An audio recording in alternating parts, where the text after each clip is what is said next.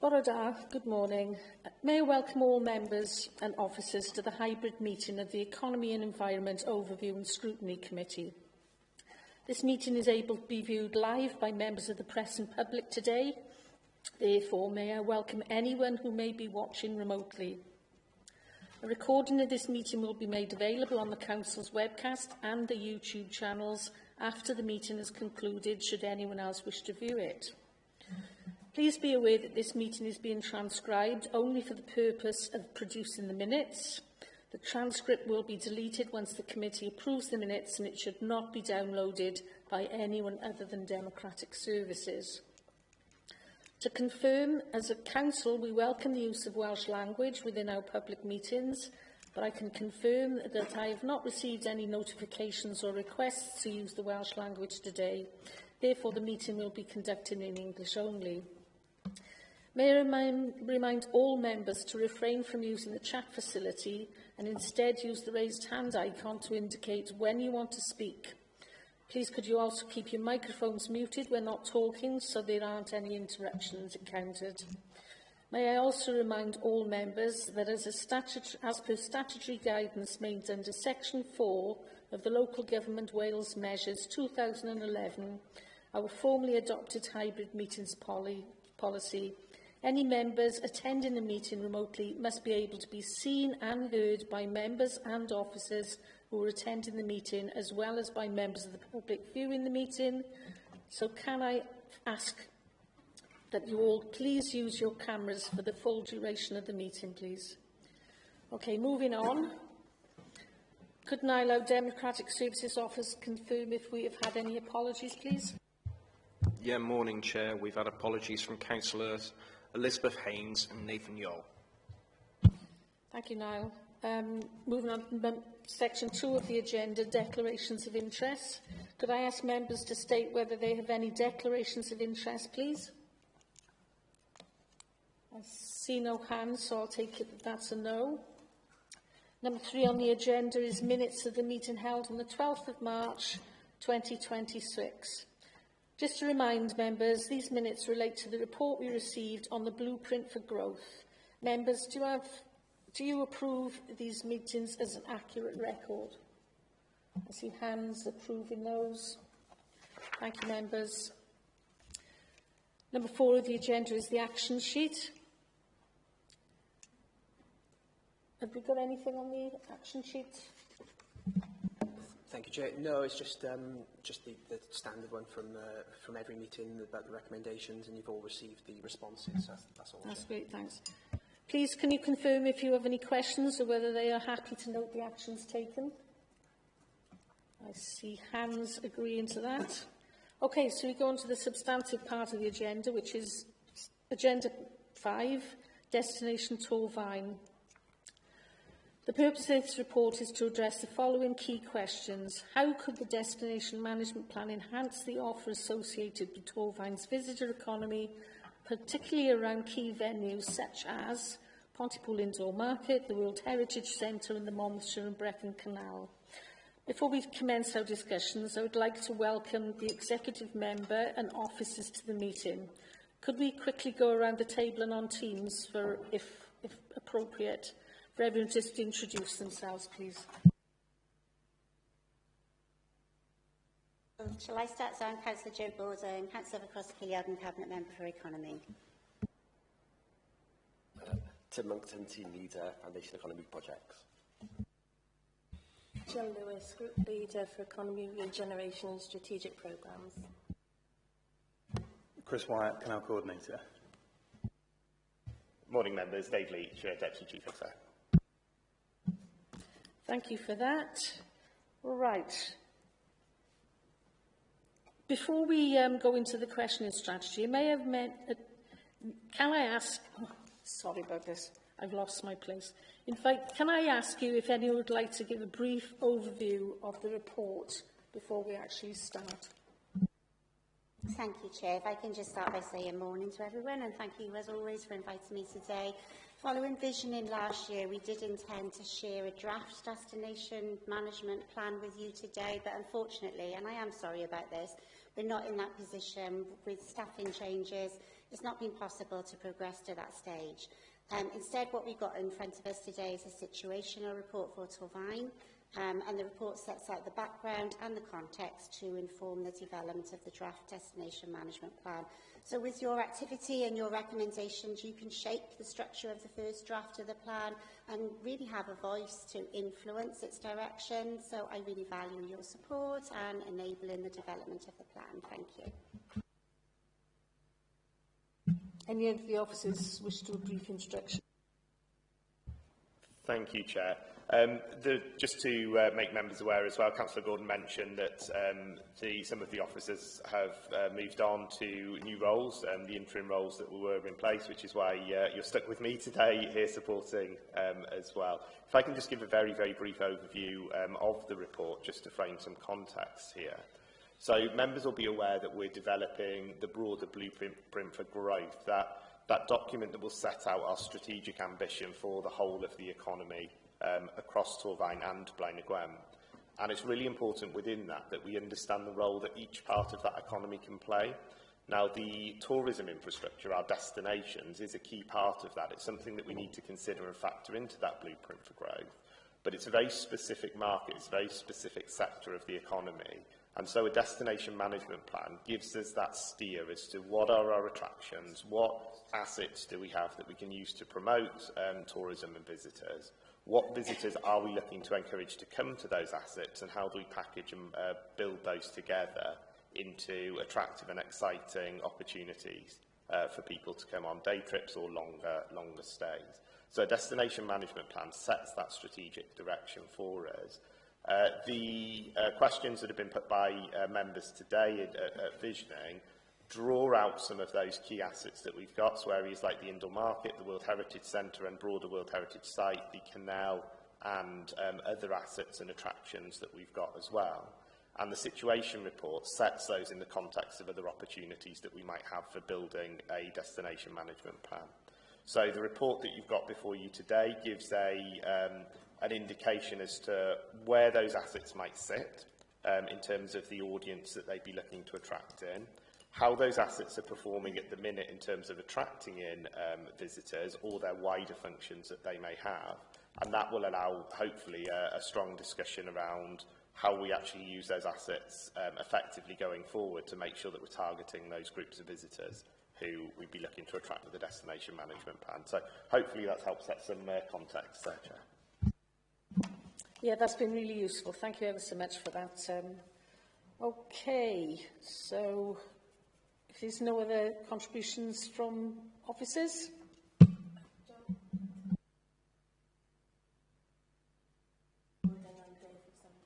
Brilliant, okay.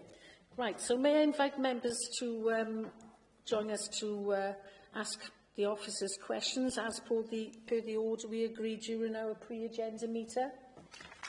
So, question one is from myself, and it's more of a general question really. It's what do we aim to achieve through the destination management plan, and which audiences are we seeking to attract, whether that would be day visitors, longer stay visitors, etc. The DMP is being developed as a strategic document to strengthen the visitor economy. As Dave said, it's looking at the contribution of tourism and culture throughout the county and looking at the longer stays, the coordination of the destinations that we've got, the overnight economy or the evening economy that could be developed. So it is looking at those different distinct opportunities. We haven't developed into the position of the target audience yet, and that's something that maybe could be fed into as we develop the destination management plan. But just to add to what Jill said there as well, members will see in the situational report, it breaks down some of the potential categories that we could look to attract. So Jill is absolutely right. The next stage and what we would expect a DMP to do is align those categories to the assets that we've got. But what members will see in that situation report is you've got areas like heritage, culture, activities, family, food and drinks, events, business events and retail. They are the core areas that visitors tend to agglomerate around in terms of their attractions and the activities that people want to take part in. Members will know, and I'm sure we'll come on to other questions honing in on this, we've got real strengths around heritage assets in Torfaen. Absolutely we do. And there is a heritage product that can be communicated really effectively through a destination management plan. So linking those individual destinations together to create a clear package for promotion. The other area that has probably been underplayed, I think, in Torfaen in previous iterations and approaches to tourism promotion is activity.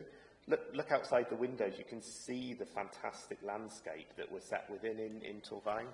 And I think there are increasingly, if you look at some of the national trends, a growing number of people who will build holidays, who will build day trips around that activity, walking, cycling, water-based activities. There is an emerging and growing market there for tourism promotion. What we now need to do in building this plan is align our assets to that growing market, and that's the next stage of work. So I've just picked two there that I know we're particularly prominent in, but there will be other markets. Councillor Gordon? Yeah, thank you, Chair. I just wanted to add to that. We know what the aims of our DMP is going to be, but if I can add to that, to me, it also feels that we're celebrating our great assets, our farm, our World Heritage Centre, the park in Pontypool, and if we can make, put Torfaen on the map, we'll also then bring more investment in Torfaen. So it is bigger, isn't it? It's that alignment to the blueprint for growth that is really important. I just wanted to add that. Thank you. Thank you, Councillor Gordon. Thank you for those answers. Question 2, Councillor Slade. I think we've sort of covered some of this. I just wondered if you wanted to ask anything more specific from after. No, I think my question's been fully covered. Thank you. Thanks, Councillor Slade. So we'll go on to question 3, which is from Councillor Parrish. Thank you, Chair. Are you confident that we have the required capacity and expertise in place to deliver the DMP? Would you like to take that one, Councillor Dave? Yes, apologies if we were looking a little bit blank in the room there. Your microphone is quite quiet, Councillor, so if you saw us leaning in, that's why. Do you want me to say it again? No, I think we've we've got the question. The DMP will shape. I think we need to make sure we look at this the right way round. The DMP will shape what the destinations are that we can approach people to come to. Once we have that clear picture of what those destinations are, we then package up what are the packages that we'd be looking to offer out to a tourist who is coming to visit. And then within that, we need to look at where are the gaps. So is that marketing and promotion? Is that destination development? So that might be capital works to improve those destinations, which is a project management style resource. That might be activity to manage those destinations, facilities management. That might be customer service style roles. So I think we will need to do some more work to get to the point where we've understood the clear functions that we need to perform before assessing whether there's the appropriate level of resource across those functions. It's clear that we will need to do a lot more around marketing and promoting of our tourism attractions. I think that's fair to say at this point. But that doesn't always need to come as a significant resource budget. There are smarter ways that we can promote assets.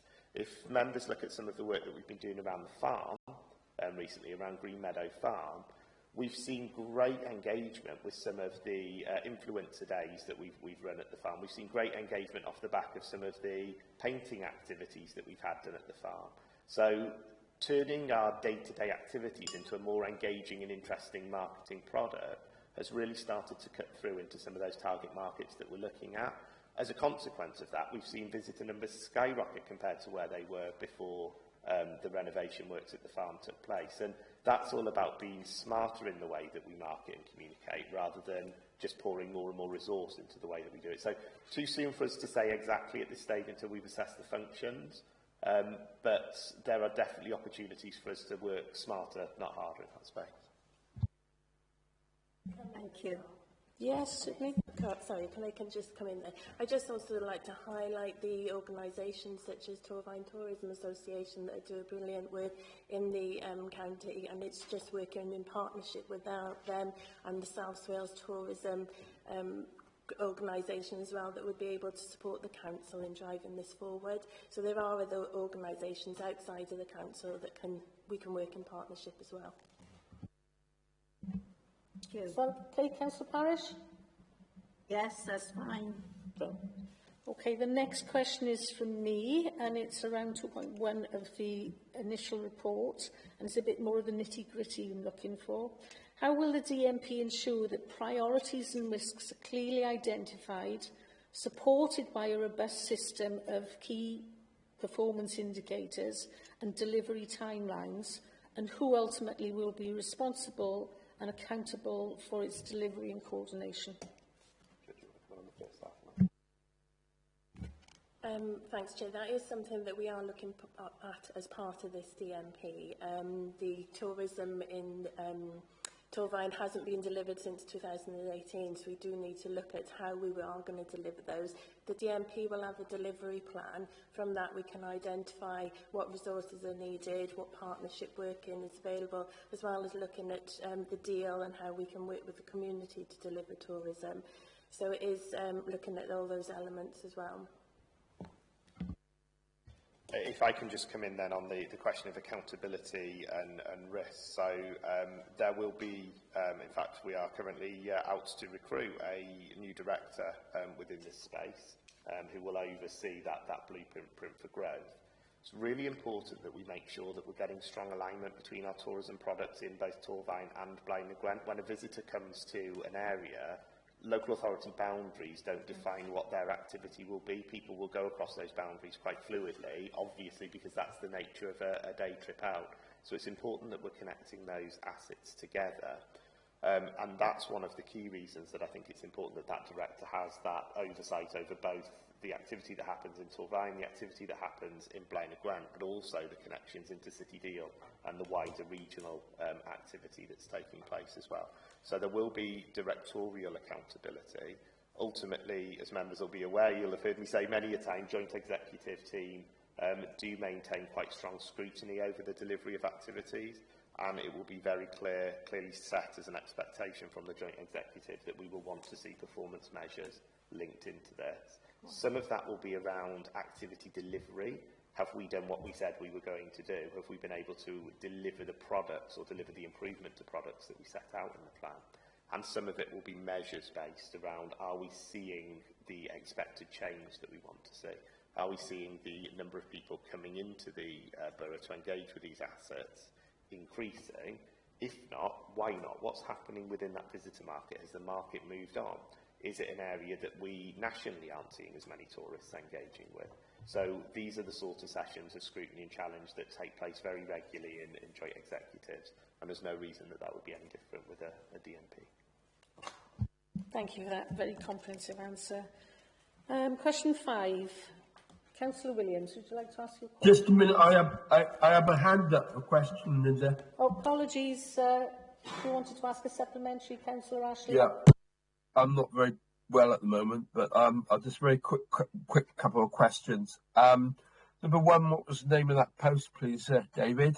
What posts will have that accountability for delivery of this in their requirement? Obviously, answerable to that, because I'm sorry, I find it difficult to talk. But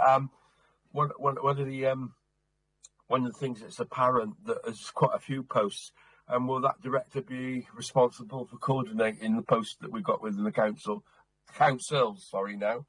That's all. Dave, do you want to answer that for us, please?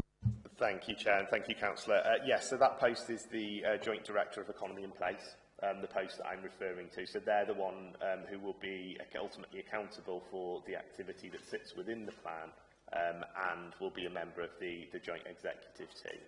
In terms of their management of the other roles that deliver tourism promotion and activity, absolutely, that is a function that we'll be exploring within that team, but it goes wider than that team. I think Jill's already raised the point that some of this is about how we engage with partners.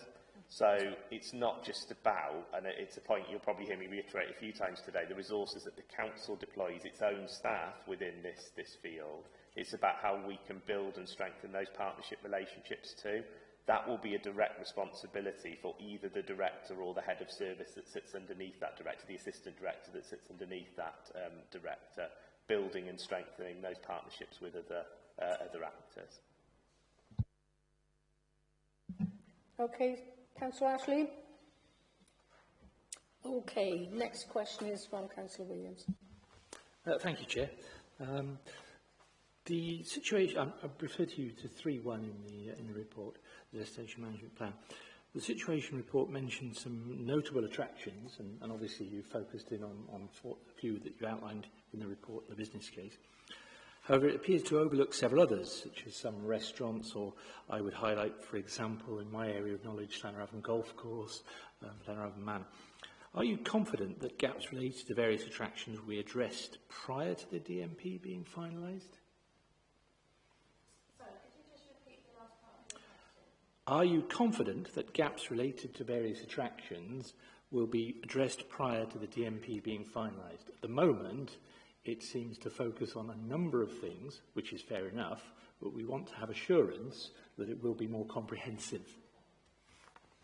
I have a supplementary to ask afterwards as well. Thanks for that question. That's a very valid point, and I think that's something we need to be addressing as part of the DMP. It goes with the Blueprint for Growth as well, looking at that wider placemaking, not just town centres, and I think the DMP needs to encompass the whole of the county and the attractions and destinations that we have within it, not just the ones that are the obvious ones. So, yeah, thanks for that feedback. Dave, did you want to say briefly something else? If I could just add one element, because you're absolutely right, the report focuses on those attractions. To a degree, that's a result of visioning. So a visioning combines several different topics into one here, and I think those attractions were set out within the scope that came from visioning. So please don't think that we're saying these are the only attractions, absolutely not. We've honed in on those to address the elements that came out of visioning. I think that clarification is helpful, and I do recall that things like Pontypool Indoor Market, for example, were going to be a standalone topic. So my supplementary really is, will there be, in the same way you have done for Pontypool Market and the canal, will there be sector or area plans for that will fit underneath the DMP that will go into some of that level of detail? I assume the answer is yes, but I would like reassurance. Yeah, I think that's a wise point as well, that, you know, with certain destinations such as the market, it needs that level of detail, it needs that individual action plan. So it's something to be considered as well. Councillor Hawler. Morning, everybody. Dave mentions about that. There are some massive footfall drivers in the north of the town, the north of the borough, that bring many thousands of people in. So you've got the big pit, you've got the railway that are constantly being used. What work are you going to do with those guys to actually bring people into the area? That's part of what we're working through at the moment with the consultants and the DMP, to make sure that that plan doesn't include that, and with the action plan that we've already mentioned will detail how we are going to move forward on those. They're the conversations and workshops that we're having with the consultants at the moment to try and develop that, because it's really important. I, again, completely agree with Jill. One of the critical parts for us, though, is reflecting on what the purpose is of a DMP. We can attract lots and lots of people to come and visit those attractions, but if we align that to what's in the council's county plan, and if we really align it to those Marmot objectives, we need to understand what is the purpose of attracting those visitors in. So, is it to increase the amount of spend that exists within the county so that there can be more jobs employed within the tourism sector? Absolutely, and that will shape our tourism and destinations management approach in one way. Is it to draw people into our town centres, which would shape a destination management approach in another way? Is it for promotion of the area so that the name of Torfaen becomes more closely associated with tourism in the way that Cornwall and other areas have done in the past? Each of those are slightly different strategic approaches that we could take to destination management, and that's something that members might want to consider in terms of those recommendations. For me, the critical element is that it has to deliver against those broader Marmot objectives. It has to align to the work that we're doing with the deal. It has to lead to a real benefit for the residents of Torfaen and, in the Blaen y Gwent context, for Blaen y Gwent. So I want to make sure and be clear that we're not talking here about purely driving footfall into attractions for footfall's sake. We're talking here about creating a sustainable destination economy that has real tangible benefits for residents rather than just driving footfall for footfall's sake. Thank you, Dave. I get that. But the whole idea of surely of bringing people into communities is to get them to embrace the whole community, so the businesses, the attractions, the countryside, the walks and everything else. So surely at the end of the day we should be embracing all that together to be able to make a better product at the end of the day. Thank you. I absolutely agree. Couldn't agree with that more. If you just put this into the way that we all visit tourism attractions and the things that we might go off and do in our own free time, you would tend to go on a day out to an attraction, but potentially grab a bit of lunch. That might be popping into a shop to buy something to eat in your hand, or it might be going to a sit-down cafe. You may then want to spend some time there of an evening. You might want to pick up a few souvenirs for family and friends. All of that is part of the package of a day out. But the package that you would offer from a tourism perspective to somebody who is coming on a cycling holiday may be very, very different to the package that you'd offer to someone who's coming on a heritage holiday. And that's why aligning those packages across the assets that we've got and making sure those packages are really laser focused on the target audience for that matters. And that's why this piece of work around the situation report is so critical. That's the bit we've got to make sure we get right, is the alignment of the products to those target audiences. Does that make sense? Thank you for those answers again. Councillor Slade, I think the next question was yours. Linda, Councillor Ashley has got Apologies, his hand Councillor up. Ashley went up late again. It wasn't like me, though. I was after the other one. Sorry, I'm not very fast at the moment. Just very quickly, David, the local market for local people, I get what you said just now, but we have the confidence of our own local residents to use our own facilities and not go out the borough. Cootie Farm being a good example, World Heritage being another example. Could you expand on that, please?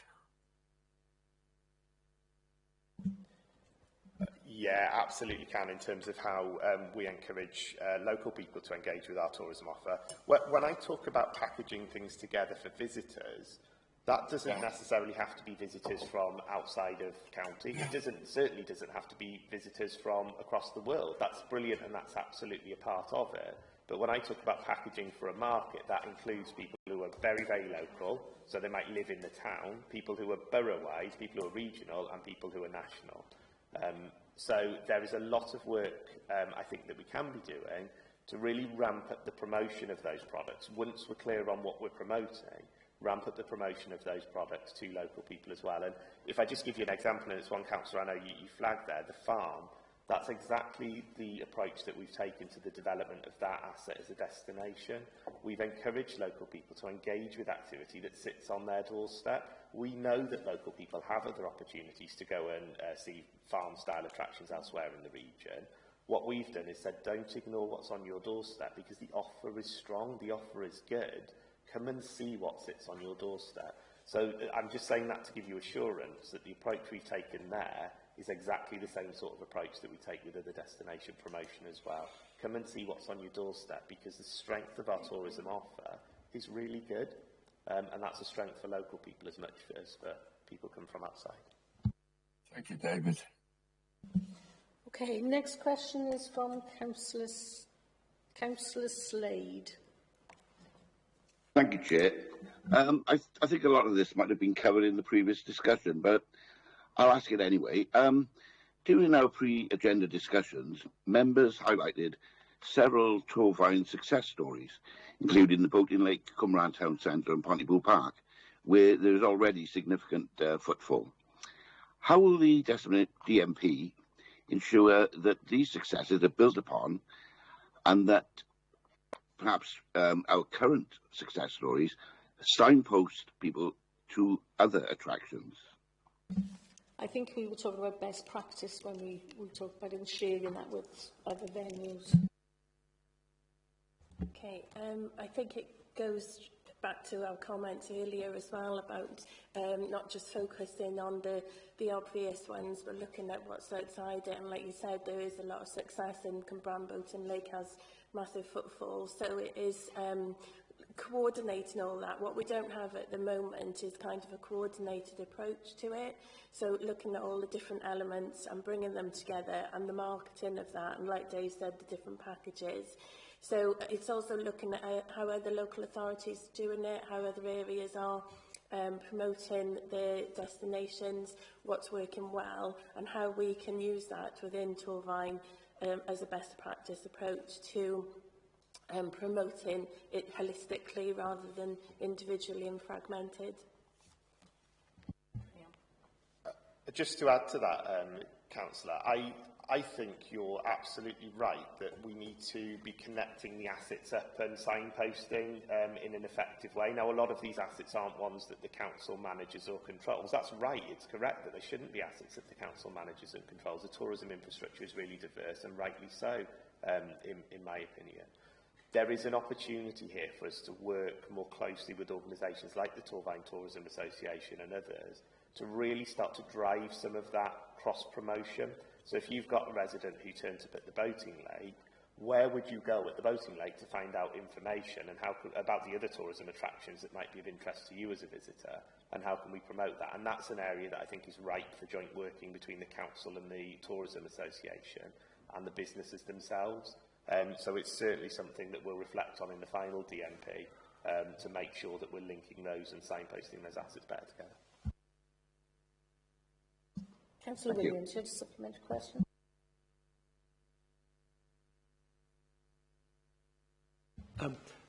Sorry, you've led me to a slightly different direction, but I think it's I think one of the opportunities, and it's observation rather than a question, the observation is that I think there's an opportunity that you've touched upon when you spoke about the canal in this report, that actually looking at linkages and trails, connectivity.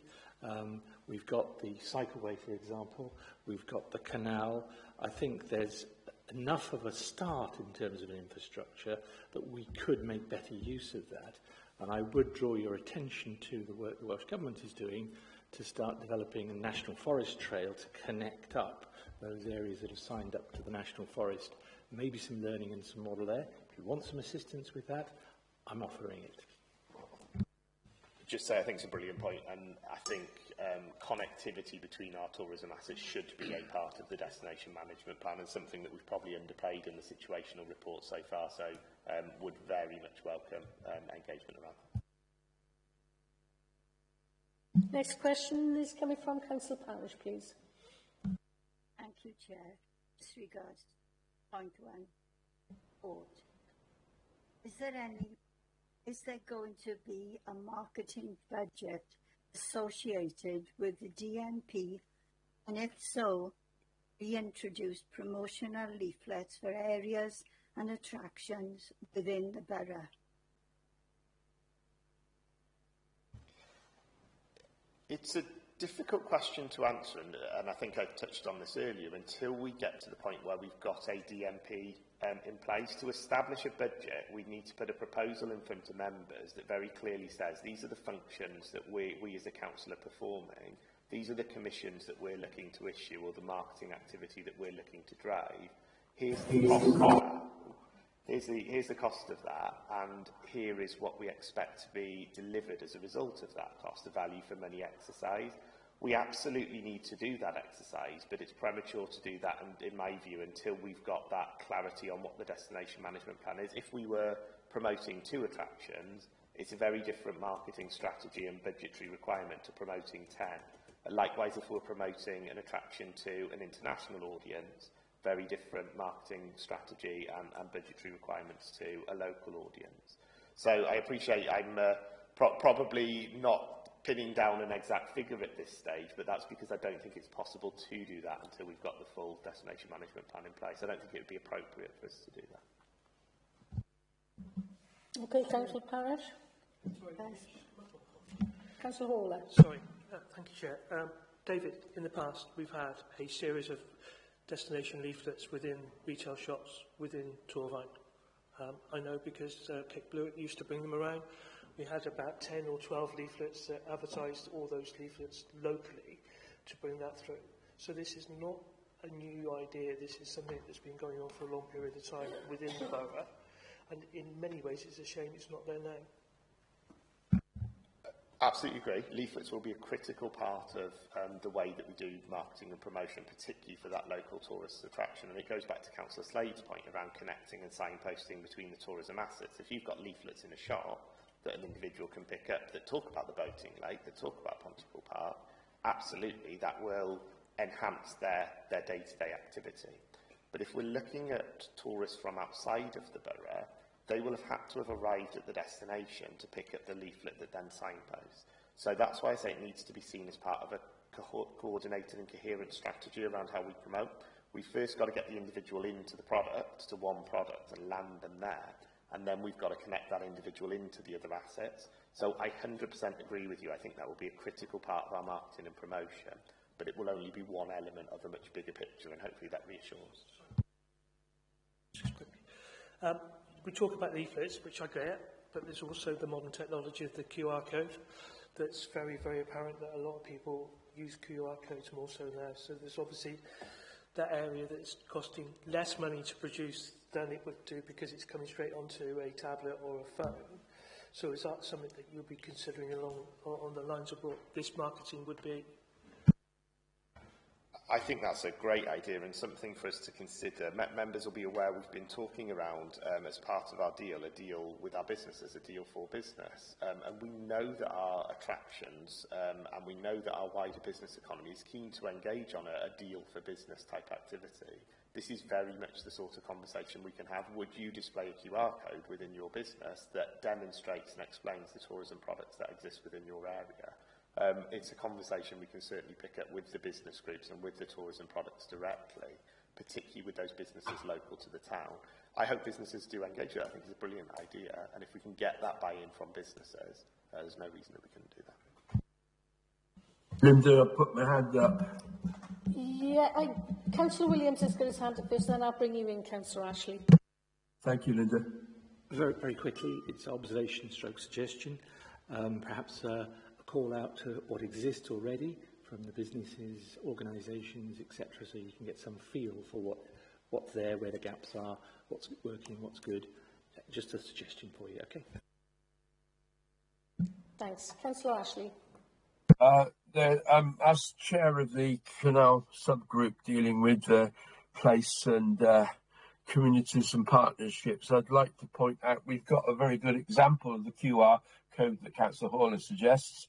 In the Bridge 46 group has already done a QR code destination. If you go down to Lock Gates, you'll find there's I hope it's not been vandalised now, but it's a QR code information stand, and there's a few of them along the canal.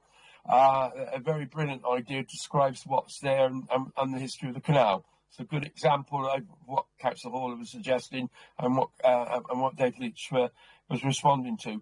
Those sort of things are very simple. Dave? I'll let Jill come in as well, because I know Jill wants to come in, then I'll come in after Jill briefly.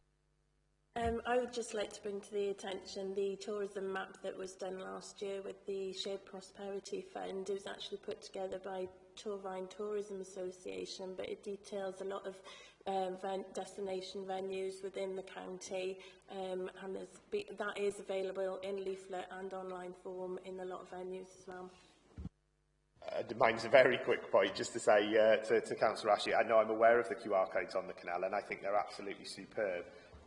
For me, that's a wonderful example of the sort of things that we're talking about with the deal. That's an opportunity here for community groups to work with the council resources then to promote and develop the products locally. What I also like about that, and it's real credit to Bridge 46 here, for me they've got the balance right between promoting the local area and the tourism attractions and the other things that exist, but also giving a bit of the history and the context. As a day visitor myself to lots of areas, I'm drawn in by a need to go and find out a little bit more information. So they've hooked me in with that, and then they tell me what else is available that might allow me to extend my interest. I think it's a brilliant product that they've developed. I really do. And I know Chris has been working really closely with the groups to encourage more of that type of thing. Is that okay? Right, next question is also come from Councillor Ashley. We touched on a bit of this, Stuart, but if you want to expand on it. I certainly do, and as a bit of a link to the previous observations, with a view to sharing best, there's two parts to this one, with a view to sharing best practice and maximising resources, would it be worth exploring a joint tourism marketing resource with Blaenau Gwent and potentially the wider Gwent region? That's one part. And the other part, also, what role can community councils have in this process? Thank you, Councillor Ashley. Very simple answer to the first one, absolutely. The destination management plan ultimately will need to be a plan that combines the destinations in Blaenau Gwent and Torfaen, and we should be progressing these towards ultimately having that single joint plan.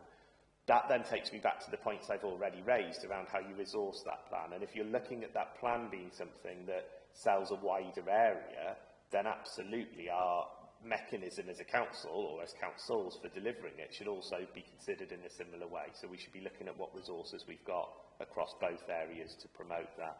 Absolutely think that's something that should be considered, and I agree with you, we should be having those conversations regionally or at least sub-regionally based around those assets as well. And as a result of the Blueprint for Growth, we'll be having very detailed conversations with Cardiff Capital Region around how they can help promote and deliver the content of that Blueprint for Growth. Those conversations started with the previous director, and it will be clear direction from the joint executives to the new director that we expect that to continue. That will include tourism.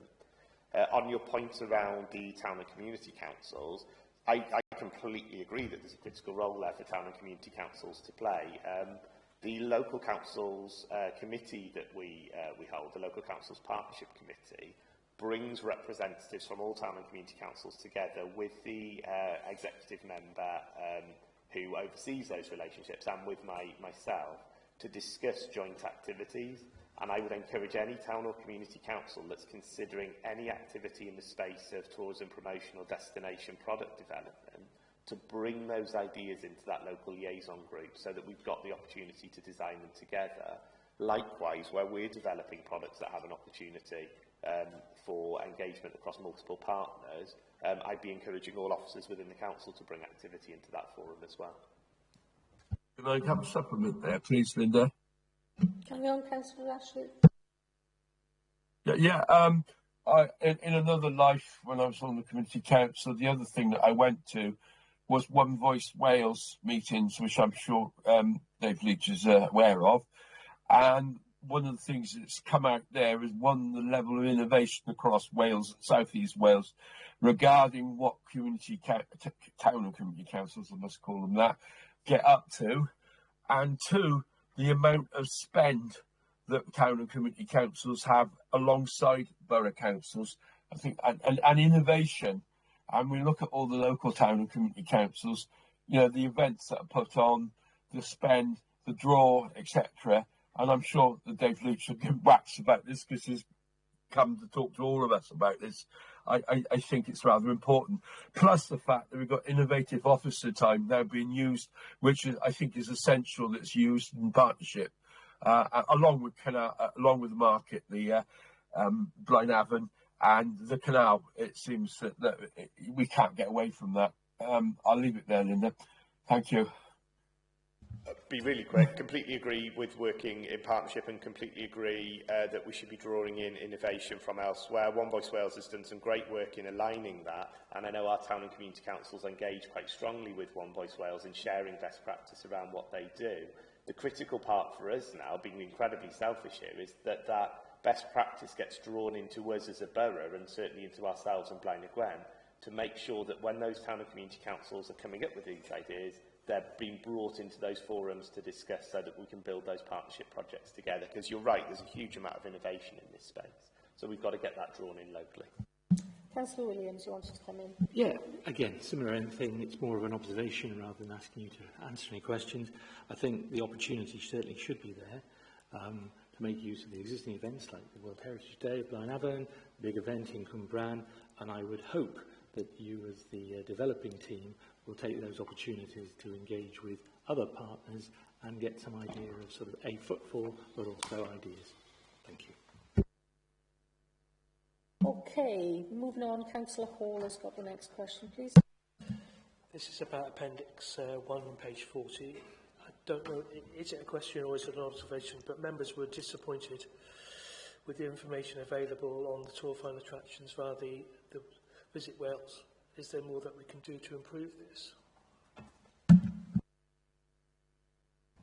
Thank you for bringing that observation to our attention. It's something that we would like to develop going forward. And unfortunately, it's a resource issue at the moment, but obviously the DMP will highlight the Visit Wales engagement, and there's other regional groups as well that we don't have the capacity to engage with at the moment that could help support this and support driving tourism forward in the county. So thanks for that feedback.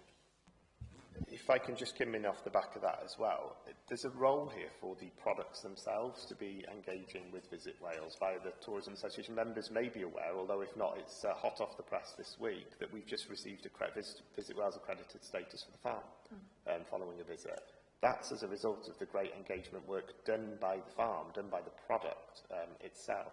So I think part of the resourcing of the plan needs to be how do we support those destinations to engage with Visit Wales, but also with the AA around rosette style structures, with other promotional accreditation bodies to really ramp up the accreditations that their products have. Ultimately, we will be there to coordinate and promote a range of products. There is activity that we need to encourage those products to do to strengthen the offer that they give to their residents. So absolutely agree with you around Visit Wales, but it's something we'd want to work with those product leads to do. And as we've seen again with the farm, when we do it and we go through the secret shopper style visitors and we hopefully get the offer right, as I think we seem to have done in that case, we get that accreditation, and that accreditation could lead to greater promotion.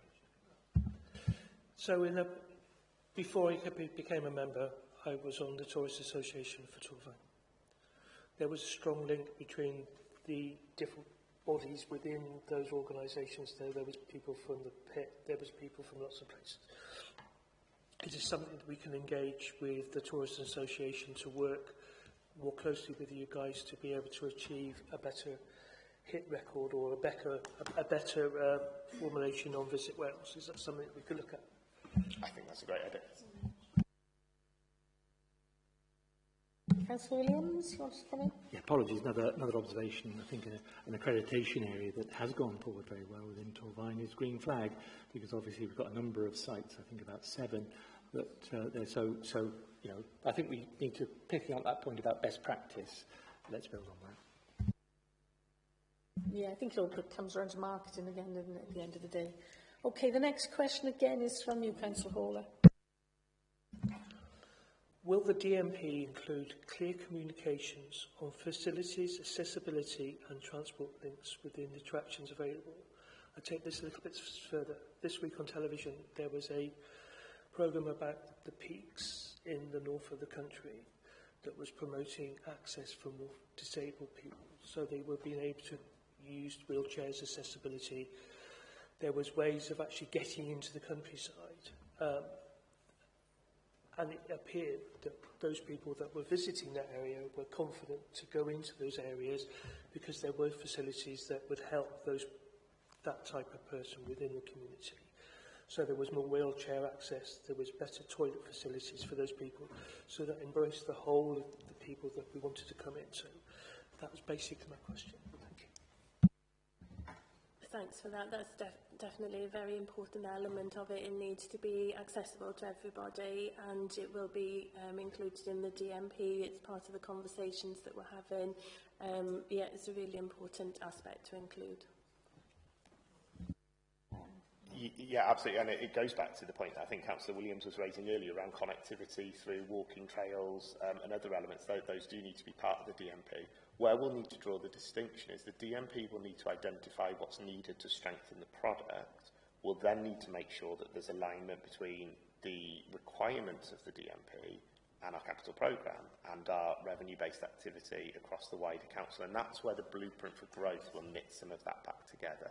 So it won't all fall to that one individual responsible for the DMP to deliver the full range of activity. The DMP will guide where that other activity is needed.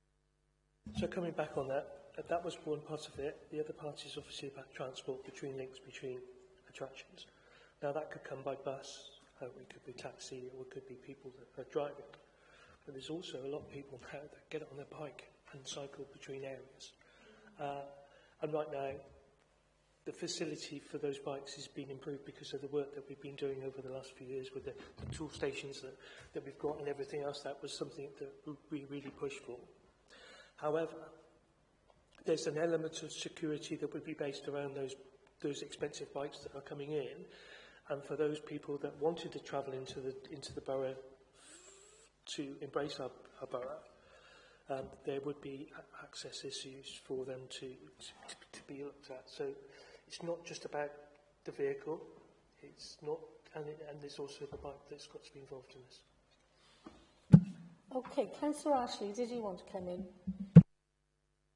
Yes. What Nick's alluded to some of it, the getting people that are not maybe that mobile is a third of the population, women with children, disabled people, elderly people that can't get around. I mean, for instance, the community farm does not have I used to be shadow chair of the community farm, and it's evident there isn't a direct bus stop there. Whether we can get providers to put something there. The nearest one was where the former police college was, which means you've got to do something like a couple of 100-yard walk, which with young children is a bit of a nuisance. Other aspects of this is taking the whole valley, do our bus stops, etc., link up to where our attractions are. Can you get down to the big pit? Which the answer is, unless you cycle or walk down there, no. Innovative things. I've said this a few times at Canal thing, and I wasn't joking. If you go to Bristol Harbour, you've got a water taxi. Would it be possible for us to get somebody to provide a water taxi between Pontymoor Basin and Five Locks in the future? I put Paul Canal coordinator as me on about this, but it's a very popular service in Bristol. You might do Pontymoor Basin to Goitre Wharf, for instance, linkage. Things like that, although they sound a bit off the wall now, are going to up our tourism if we got things like that going. It also means that disabled people, young children, etc., can do it. So there's innovative projects which I'm sure Dave can sell to somebody. Yeah, I just think it's not all about things just getting people there. There's innovation in here as well. I'll leave it there. Thank you, Councillor Ashley. Councillor Williams, did you want to come in at this point? Yeah, very briefly. I think from the tenor of the questions, you'll be aware that we very much appreciate the opportunity to be involved in this as an iterative process. I make that point. Secondly, I think, again, observation point, I think in this early stage, it would be quite useful to have that engagement with the Torfaen Access Group to see where they see particular problems at present and perhaps where the focus for improved disability access should be. Recommendation. Okay.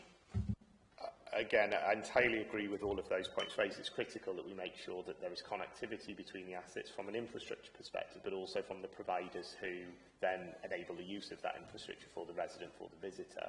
What we need to just make sure is that we're framing that within the context of what those providers are capable of delivering and the market that we're looking to grow. So it again will come down to our projections on visitor numbers, informing things like bus schedules, informing the business case for whether there is or isn't or would or wouldn't be demand for something like a water taxi. So that's why I think as something that we'll clearly reflect on, we need to make sure that we've got that clarity around the visitor numbers to build the business cases for the transport, the delivery of the transport activity. Okay, thank you for those answers. So very comprehensive again. The next part of the question is more around individual venues. And the next question will be mine. It's concentrating on 3.3 in Appendix 2 of the report. And the question is, in relation to potentially changing the layout, activities or events at Pontypool Indoor Market, will a full consultation be held with the public, stall holders, local businesses, etc., prior to any significant changes being made to ensure you've got public buy-in and the best advice from the people who know the area best? Thank you for that question. Yeah, that is the intention, to have that consultation. It's important that the people that use the market and the local people feed into that, so any changes that are made are effective for their use as well. It needs to be a comprehensive review in order to make those changes to the market, because they need to be long-term and they need to be the best decision for the market going forward to increase footfall, income, and things like that. So that engagement is really important. Yeah, thanks, Dan. It's really important to get the public engagement and buy-in at the moment as well. We have done some engagement already as we went through the business plan review, but obviously we understand that needs to be ongoing. That's great, thanks.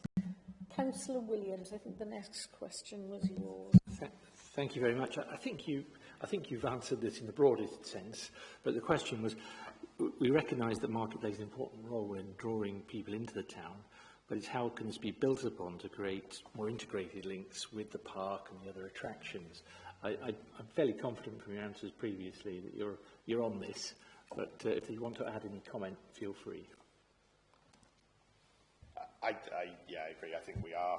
It's certainly something at the forefront of our mind. I think some of the recommendations that are starting to emerge from this committee already are things that we can take forward that will help with that. The QR code suggestion is something we can certainly explore with our market traders to link products together more closely as well. So back to Councillor Ashley's point, there was also an always innovation that we can do in this space, and there's been some great ideas already brought up today. So we are on it. We can't take our eye off the ball. We need to make sure that we continue to drive it at pace. Thanks for that answer. Yeah, we talked at pre-agenda as well about offering packages, so a full-day package with different sort of events and venues that people could visit. So that would all link into that. It's really good to hear that it's being looked at. Next question comes from Councillor Horler. Thank you, Chair. Many of our sites are used by both visitors and local residents. Do these groups have different expectations? And how can we ensure that the offer balances for the need of both? It's a great question, Councillor, and it comes down to the purpose of those attractions and who they're looking to draw people in. So, forgive my long-winded answer here, but there is a point I'm making here. The visitor attractions themselves tend to try and draw people in for a visitor experience. Now, that might be locals, that might be people from further afield. We've discussed that element of it. I won't dwell on that. The wider business infrastructure, though, that supports the tourism sector, your shops, your pubs, your cafes, your restaurants, they're the elements that probably have two different types of market. So we're not there just looking at a visitor market, we're looking at a local use for local purposes market coming to those. It's critical that when we engage with those businesses, we're encouraging them to think about the different markets that will arrive. And that's really important, because a local resident who may want to go for a sandwich at lunchtime in the middle of doing their work will have a different expectation of offer than a visitor who might be coming with children to an attraction looking to rush around and grab something quickly. So you're absolutely right. When we do our engagement with business, we need to encourage business to think about the different markets that are currently engaging with them, and that if the destination management plan is as successful as we expect it to be, we'll be engaging with them in future. So, if I look at my hometown, we've got a lovely World Heritage Centre. It's fantastic. The staff are nice, the cafe's good. I'd be interested to hear what Tim would say about the interaction between being a... What's the word I'm looking... to me, for the local point of view, it's an information centre. So, for example, somebody the other day wanted to know about some graveyards. And funny enough, 12 years ago, when I first visited that Heritage Centre, the first question I asked was, could you give me a list of those people that are buried down there? Because I've got relatives that are buried in that churchyard. over 200 years ago. So from my perspective, I was a visitor coming to it, and that information then was fed back in. There's lots of other people that do ask questions on a regular basis to the Heritage Centre about those questions. It's about where they get the refuge bags from, where they do this. So the Heritage Centre's got two elements to me. It's about the tourism that comes in to find out about the area to be signposted out, but there's also a signpost for the local people that go in for a cup of coffee, for a chat with their local friends, but also get the information that they need to be signposted to different facilities within it. And yes, I believe it works. There's lots of people that use that centre solely for that. So I'd be interested to see what Tim thinks about that. Sorry, Tim. Yeah, I completely agree. It is a centre that's used both locally and by visitors. So we have visitors from all over the world visiting, mainly because of the UNESCO heritage site. But then we also get a lot of visitors locally that are coming in to use the library or the cafe, or just to show kind of friends and visitors around the centre. That kind of opens the gateway to the World Heritage Site. We are looking currently, or just in the process of starting, reviewing the business plan for the Heritage Centre. And again, that will work like the market, so we'll look at kind of and engage with a lot of different stakeholders, including yourselves, and the local community and visitors, to find out kind of what it is they want from the centre and how it can, I suppose, fit into the DMP really, and how we can promote kind of our destinations offer longer term. Just as an observation, tourists come in 7 days a week. People use facilities 7 days a week. The days of the supermarket closing on a Saturday or even on a Friday, not opening the weekend, doesn't happen now. People come to destinations 7 days a week. I know we've discussed this in the past, and I realise that you're doing something. But if there's anything that I would really, as a recommendation, I would love to see that attraction open 7 days a week. Thank you. Absolutely something that members will be aware. We're exploring it. I think Jill's mentioned that we're looking at Tim mentioned that we're looking at the business plan around the World Heritage Centre at the minute. So if that comes forward as a recommendation, we'll engage with it as a recommendation. Okay, thanks. Next question is from Councillor Ashley, please. Right, okay. I'm the last of this range of other venues bit. Turbine currently franchises a range of venues and services. And the question was, is there scope to franchise additional assets? And this could help to create a more consistent and cohesive offer. And our question was that you do some as franchise operations, the Boating Lake being an example, and other things we do in-house. And I think we were trying to get a feel for that, why you do that, some in-house and some as franchises. And it's sort of, what's the difference between them and why you do it? Again, it's a great question. It's very complex in terms of the reasons why, because it will come down to the individual purpose of that product and the business model that sits behind it. So some products lend themselves very clearly towards franchising arrangements. Things like cafes, even within the World Heritage Centre, which is probably a good example, we would franchise out a cafe. We would encourage a business to come in and operate a cafe, because that business will be able to deliver that really effectively, providing local jobs and opportunities. But that's because there's a business model that works with that. Some products, if you take the World Heritage Centre more broadly, aren't commercialised in the same way, because they act as that information hub, as Councillor Hall has mentioned, both to locals and to residents. So the franchising arrangements for a product like that would be far more difficult. I'm not saying impossible, but certainly far more difficult, because you need to create the opportunity for income as a result of it. So that's part of the reason why we make different decisions product by product as to what's franchised and what is delivered in-house. Do I think there are opportunities around franchising more? Yes, I think there are areas for us to explore where we may have new products coming on stream. Members will be aware, for example, when we redevelop the farm, we franchise the cafe within the farm. That's something that hadn't previously happened, but when we did the analysis, the economics of it worked at that point, to the extent that we felt confident there was a franchise model to at least test with the market the market has now come back and responded positively and is delivering successfully within that space. So it will all come down to the individual business plan for the tourism product that we're discussing.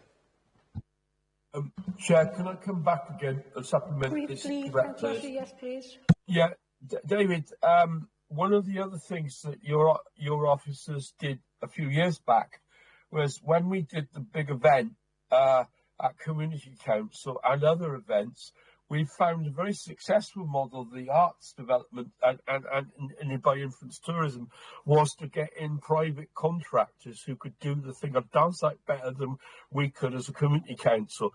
I think that's another form of franchising, isn't it, if I remember rightly? You bring in the experts and pay them to do it and don't do it in-house because they can do it so much better. And we've been doing that for a good number of years. I think all the community councils do it now. Rather than trying to organise it themselves, and then they act as making sure that it's done the way that the members want. And the only time then, obviously, we get involved with that is we organise on top of it a big event, party in the park. Good examples of that. Is that another way forward?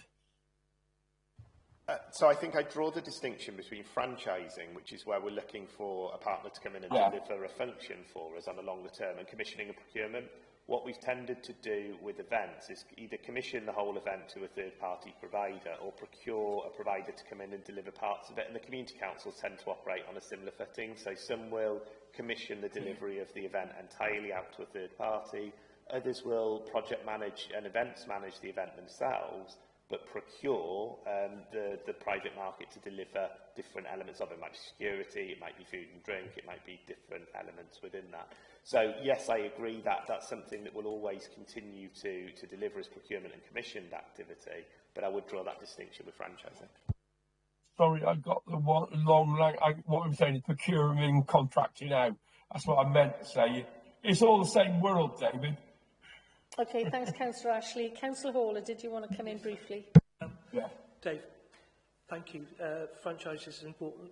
I think it offers more opportunity within the communities to get more footfall in within the level areas. Most people know I ride a bike occasionally, and there's an awful lot of active travel within the community. But if you go away and you don't put the bike on the back of the trailer and you go to an area and you think, well, I could potentially have opportunities to visit more without actually using the vehicle, could we look at potential franchising of bicycle hire within Tourline, because I think there is a market for that. Thanks, Councillor Hawler. Yeah, there's two options for us there. We could consider a franchising model, but we'd have to look at the business case for that and the economics. But there are also opportunities to do business promotion, to attract in a private business, to simply run the business model. So it wouldn't need to be something that's commission, procured or franchise. It could simply be a business promotion activity. Our role as a council then, from a business support perspective, is helping make the case, just showing the number of visitors who are coming to the market and saying to the market, here's the scale of opportunity that you can provide, you can cater to be able to make profit. So absolutely want to explore through business support. Councillor Williams, you wanted to come in as well. Yeah, again, in a similar vein, I'll keep it fairly brief and it's more of an observation. I think two things. First, what you're coming across, and I think makes sense, is its focus on function feeds the case. And that's perhaps a summary way of putting it. The second point is simply to say that I would suggest that there's the opportunity taken to engage with and get the feedback of those who have already operated franchises to see what's worked well and where they felt perhaps some of the supports there. I know, for example, the golf club would be one example in my particular area. Thank you. Yeah, absolutely agree. Completely agree that we should be seeking that feedback from franchisees. We always need to reflect on that because the market shifts so regularly and the franchisees are closest to the market and can tell us far better than any analysis that we would do ourselves how the market is responding to the products and to the support that we give to enable those products to come forward. Okay, we'll move on. The next few questions are specifically more around the canal. So, first question on that area is from Councillor Williams. Yeah, thank you. And again, I think we've probably covered some of this, but was really how we ensure that we identify all the hubs and assets along the canal in order to market them as a cohesive offer. So any thoughts on that? Because obviously that's an area that has developed more in terms of the canal strategy. So welcome your observation points on that. Thank you for the question. So we're aware, we've touched upon it as well, about the active travel route. And it does, the canal running from north to south into the borough and into Newport does connect a good number of, firstly, the three main conurbations, with the exception really of Blynavan, you know, because it's, you could go down the hill or get up the hill. But we are looking at, you know, making the most of the links. Pontypool Park is a key one. You know, if that could be linked to Pontymoor Basin, that really would be a really good achievement. Maximising footfall from both parts. But it is something we're looking at as part of the strategy, just to improve accessibility and use this. We touched upon, you know, active travel earlier, but I think there are, outside of Torvine, if you look at Monmouthshire, you look at Blanagwent, there's smaller sections of old railway lines, footpaths that could be linked up, which could make, you know, like a sort of figure of 8, but it gives a big network then, and then you're looking at a lot more opportunities. So it is something we're looking at.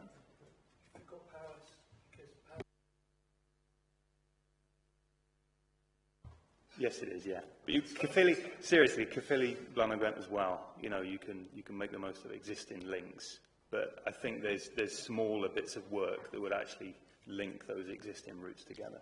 Yeah, I think we had reassurances of looking in a wider sort of aspect. Okay, next question is from Councillor Parish, please. Sorry, Councillor Ashley. Did you want to come in on anything relevant to that? Chris, could you give an indication, because I know the answer, could you give an indication of Pat Bates's footfall at 5 Locks, please? Recent. I haven't got the exact figure to hand, but I know that it has been rising year upon year.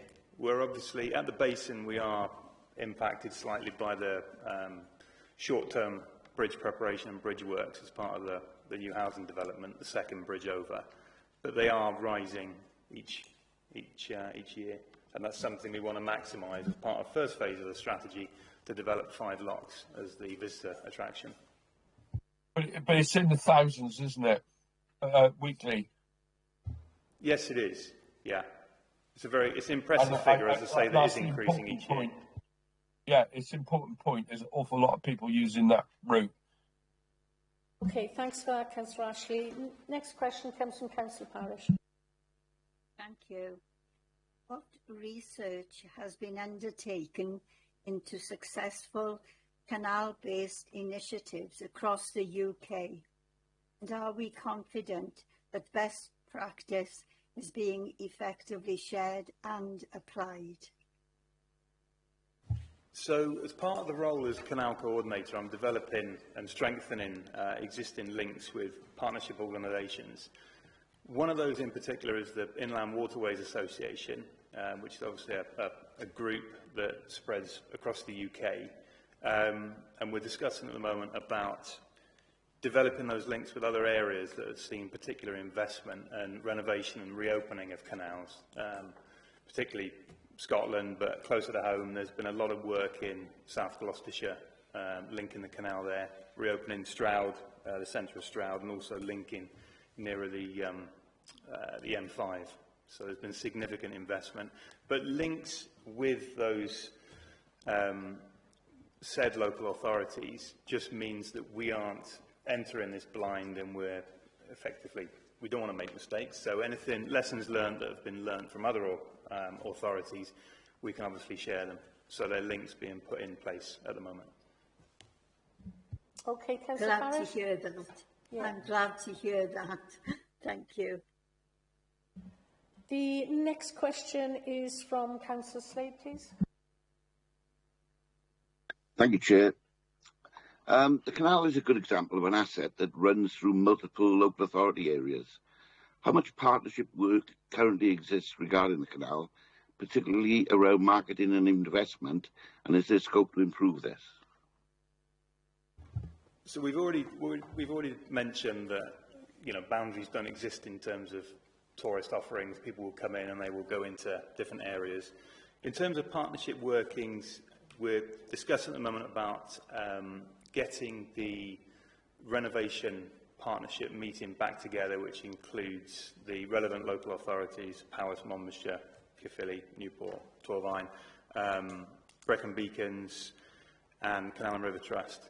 So there is scope for more partnership working, but there is certainly something that can be reinvigorated, I think. Okay, Councillor Slade. Yes, thank you. Right, next round of questions are looking at further opportunities and investments. So the first one is from me. So my question is, has any work been undertaken around bringing opening times into line with each other to create a joined-up day visitor approach? Now, you know that there's low footfall on some days, so it's whether or not we're maximising the offer by joining those times up. And another example that we discussed at pre-group was some of our attractions only open bank holidays, 2 days per week, etc. How can we make most of those? I'm thinking specifically Folly, Grotto, which are run by volunteers currently. Jill may want to come in and add something to this, but I absolutely think it's worth us looking at alignment of opening hours across attractions. We are beholden to a degree to those attractions that we don't have control over, and that then comes down to the negotiations with those attractions around opening hours, but it's certainly something for us to explore. I think a lot of the conversation around opening hours will depend on the products, the packages of products that are brought together. So you wouldn't necessarily consider opening hours for a heritage product and a walks product if you're offering them to different markets aligning, but you might between two heritage products. And one final point, just to make quite briefly, and it goes back to Councillor Horler's point, we need to make sure that we're getting the right balance between opening hours for the non-tourist use of some facilities and the opening hours of the use for tourism within those facilities. So I agree, I think it's a great question and one that we'll need to explore in more detail within the DMP. Jill? Just to add to that we have explored the options for opening as part of the business plan for the market, and we will be exploring those during the World Heritage Centre business plan review as well. And I think Dave's got a valid point there of looking at what the community use is as well as the tourists coming in and making sure we're accommodating both. Yeah, it just still feels that we're sort of exploiting some of our great attractions. You know, on a bank holiday, you get 600 people footfall at the Grotto in itself. It's difficult because of the accessibility issues, but it'd be worth putting some specific work into those areas, linking it to the park, to see whether or not that offer can be sort of expanded. The Grotto is a great place to go and visit. If you've never been there, it's a must visit. I think it's a great point, and the Grotto is entirely run by volunteers as part of that. Wouldn't it be a great example for the development of the deal that we've been talking about to put a call out to see if we can grow the number of volunteers so that we can increase the opening hours of that tourism product? That would be a fantastic way to link in economic development, the blueprint for growth and tourism promotion into the wider work that the council is doing with the deal. So more than happy for us to pick up conversations with TVA around how we do a specific call to arms on that. That's good to hear. Okay, just add as well, sorry, Chair, that we are also aware that there are events such as Park Run on a Saturday morning in the park where 300 people regularly attend and they're not necessarily drawn into the town centre, so it is looking at those events as well. It's quite a big piece of work we're looking at here, isn't it? Okay, the next question is from Councillor Ashley around Appendix 1. Right. This is probably something I can get quite passionate about personally. Just a minute, I've lost it. What plans are in place to develop opportunities around the outdoors, but not just the physical aspects, which we just discussed very well, I thought, working in cycling and running, but also the potential of environmental tourism around biodiversity and ecology. Just remember that you've got from the top of the valley down to the bottom of the valley, you've got the most amazing SSIs, landscape, and the Brecon Beacons poked down here. Go up to Mum Island and have a look up there. It's wonderful. And I just give you a few examples of stuff. There's the Bridge 46 group is doing a sketching group along with Jill Hobbs and Co. You've got Art Centre, you've got that side of things. A few years back, Steve Williams, who was our ecologist at the time, used to do an annual up and down the valley. And you've got to go to Lantana Abbey, you've got orchids. You've got orchids, funny enough, by Lockgates if you look for them.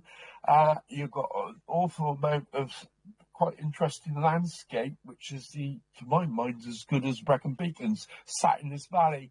And you've got Brian Brand, which David loved here. Brian Brand Woods, and look down, you see the tower block, but it's wonderful for mushrooms, it was last year. So lots and lots of things we could capitalise, capitalise socially on, rather than just monetary-wise. I just think the opportunity is there, along with cycling maybe, and walking and looking at things rather than just using that as a form of exercise. I can go on and on. I am a sustainability champion, and I just think we're a wonderful borough for this stuff. I'm surprised people haven't developed it more, photography, art, etc. Anyway, Okay. welcome some comments back after that lot. Thank you, Councillor Ashley. I think we've listed most of the attractions outdoors across Torrine. Yeah, no, Has you anyone are got as well, anything Chair. they You want love to... it as well, you know what I mean? It's a really good point. So has anyone got anything to add? I think you're right what you're saying, and it's part of the DMP process is to look at all those areas as well. And like we said earlier, not just focusing on the obvious destinations, but looking at what else Torrine County has to offer. I think it comes into packaging that sort of experience as well, in that could be a whole new experience package in itself. I just like to say one other thing as well, because I got reminded by Sam to go on about the food offer and what we grow, and that's part of the landscape as well, because we had a really wonderful food summit, and I think what we grow in this borough and the businesses growing around it as well as part of tourism. I'm going to grow potatoes, and you've got the farm shops and everything, which is part of it on our landscape. So you go up, look at the farm shop, and you see my Mylord. Wonderful. So I think there's opportunities there for us to market around that as well. It is in the report, but having gone to that farm, up at the community farm, looking at Food Summit, that is part of the environment. I mean, So I just go on about this, looking at bats as well as a favourite of mine. That could be marketed as something as well, promoted as education. Okay, thanks, Councillor Ashley. Councillor Hawler, did you want to come in briefly? I get what Stuart's saying. Biodiversity and ecology in this area is tremendous. I do see that when I go out. We've got some really good places like the Garn Lakes. We've got the Keeper's Pond around and everything else. This is about bringing those people in to attract. So, and we've also got some very good work going on within ecology currently on the local perspective. So I get that this must be some form of communication within this to attract that type of person. Councillor Williams.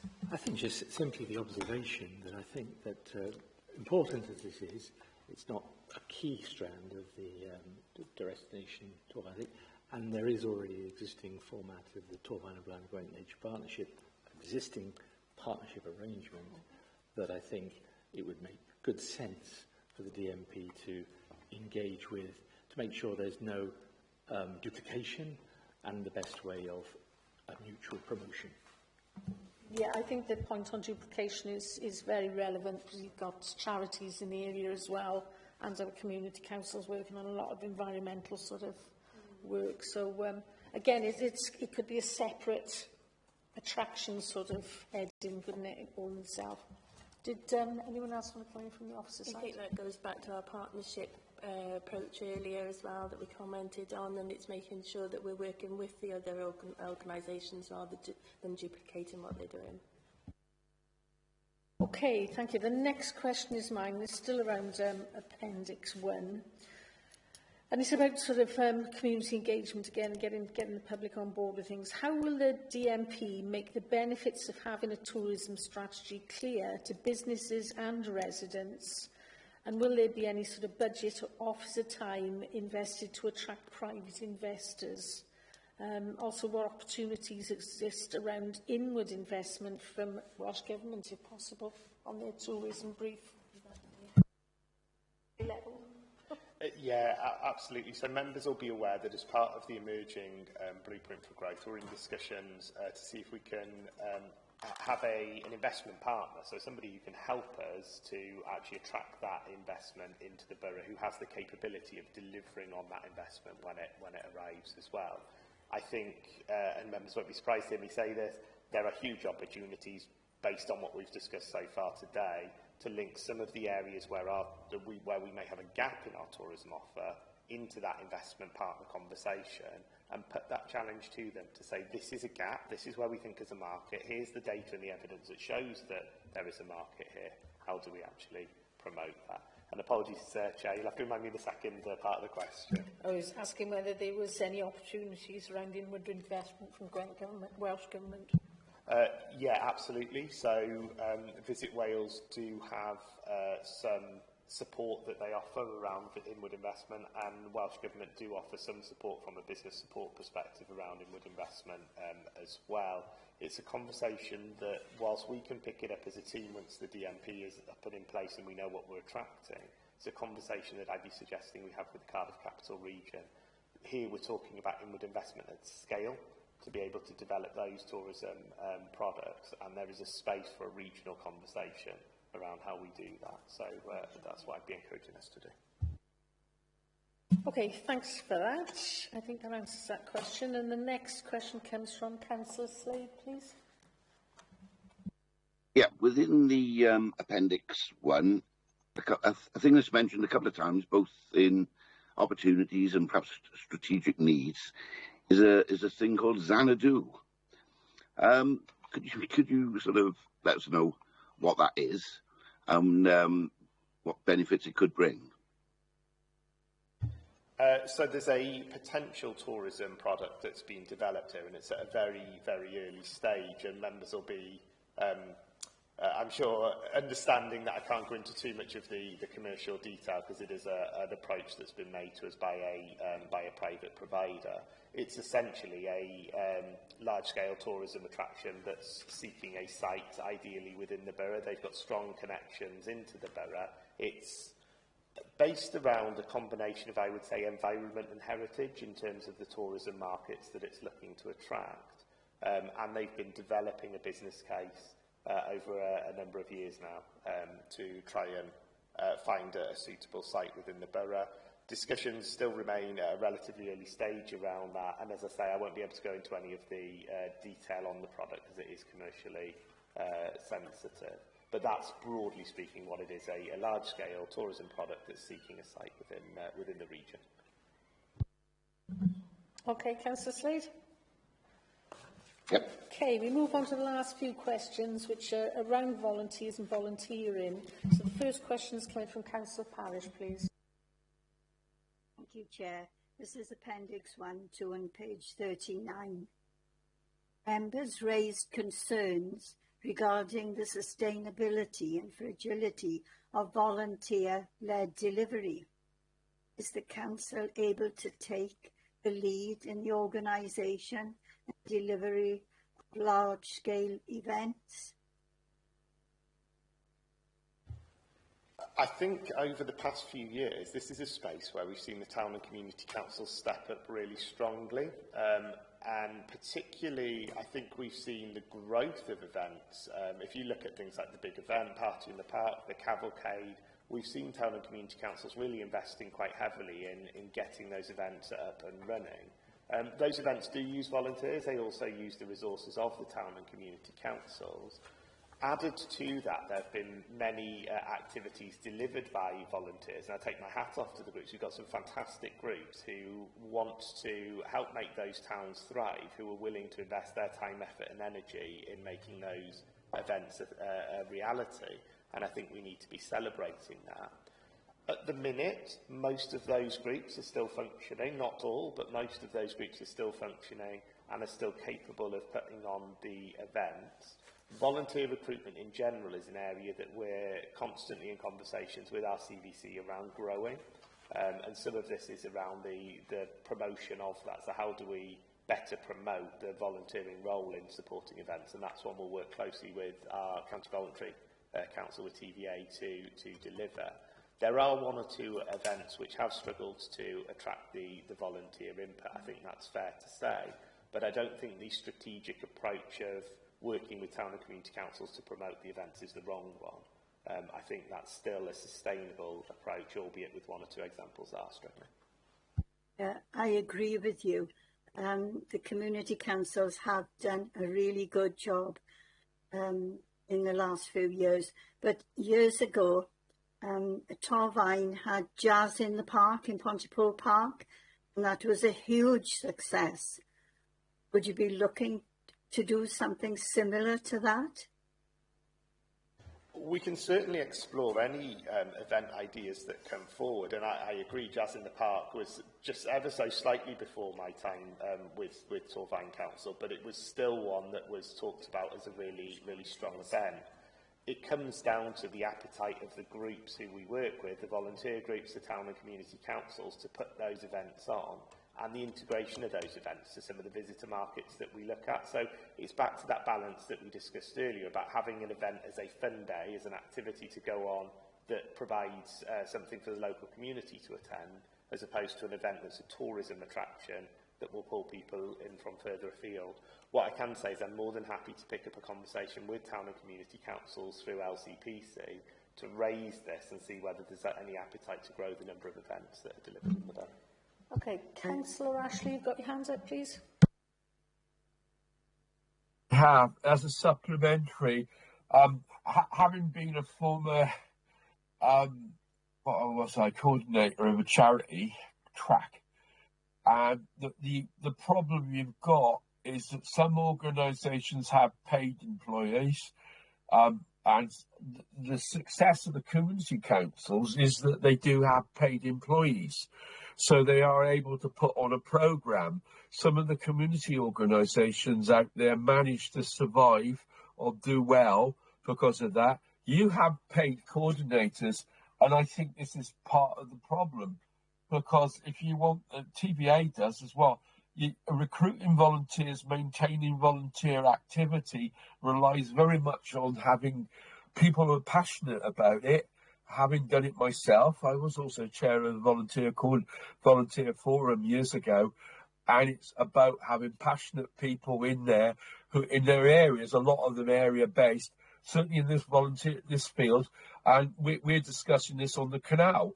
Actually, the subgroup on is called Communities and Partnerships, and it's reliant on things like park groups, etc., local hubs, etc., churches, all of that sort of thing, reliant on that, having people in positions where they are going to be constant.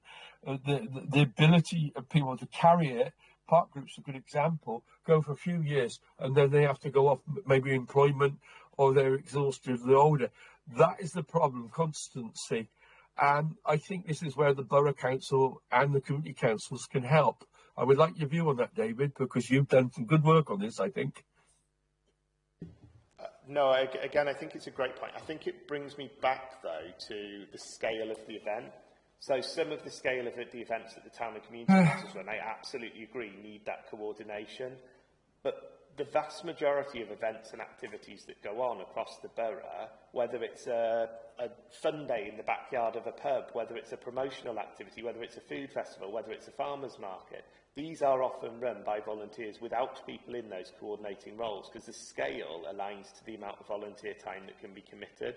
So I really do think it depends on the scale of the events that we're talking around.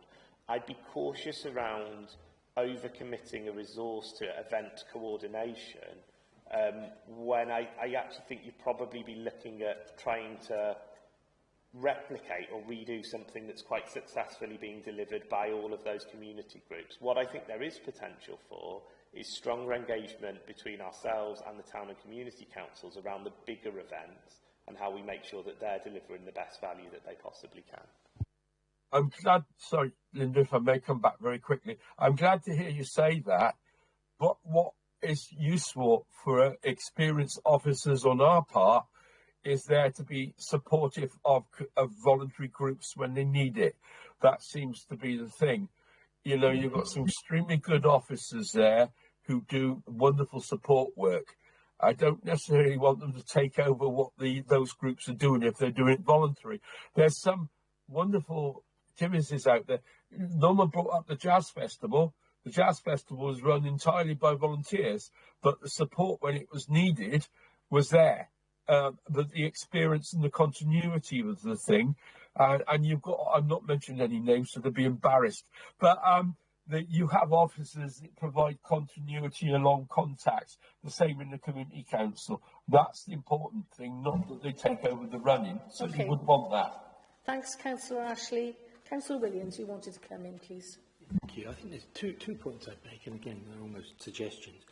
One is that I think what is valuable is that the council can offer sometimes the benefit of professional advice, whether that's legal, whether that's insurance, whether that's HR.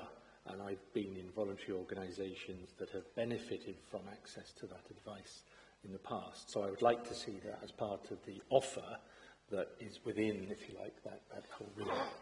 The second is that, I've lost my thread slightly here now, oh dear. I think the second is you have to let that sometimes the volunteer things are going to come and go. You know, that's the reality of things. So I think we have to be ready to accept that. Oh yes, that was the other point.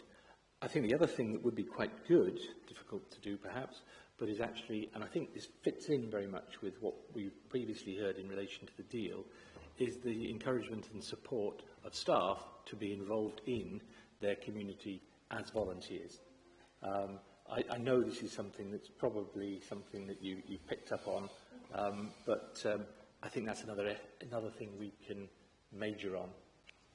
I can answer that incredibly briefly. I agree with all 3 points.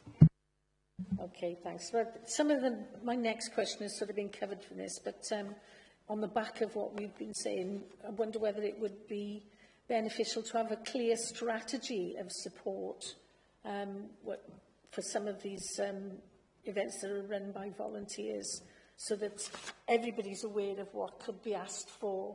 At the moment, it's sort of a bit of a grey area with people who are organising things off their own back, and we sometimes have to approach them, don't we, to offer assistance and help. So if there was some sort of strategy that could be put in with the destination management plan, and also what can we do to strengthen Torfaen Tourism Association, again a group of very busy people who are volunteering their time. So if we could support them to be more effective, it might be useful.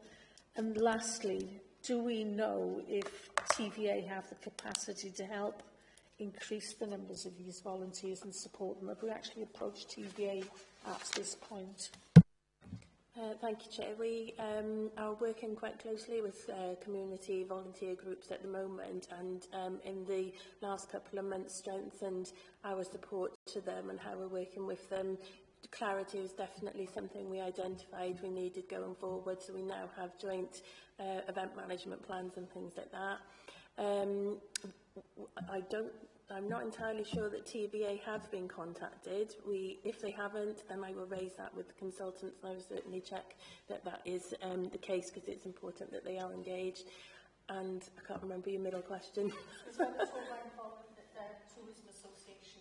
Okay, yes, yeah. Well, we have worked closely with them in the past. I know Tim has met regularly with them. And obviously going forward, like we've said, the partnership working, there's so many groups out there that are already delivering tourism, and it's working with them and strengthening that and providing more support to them. So it's something that would be ongoing.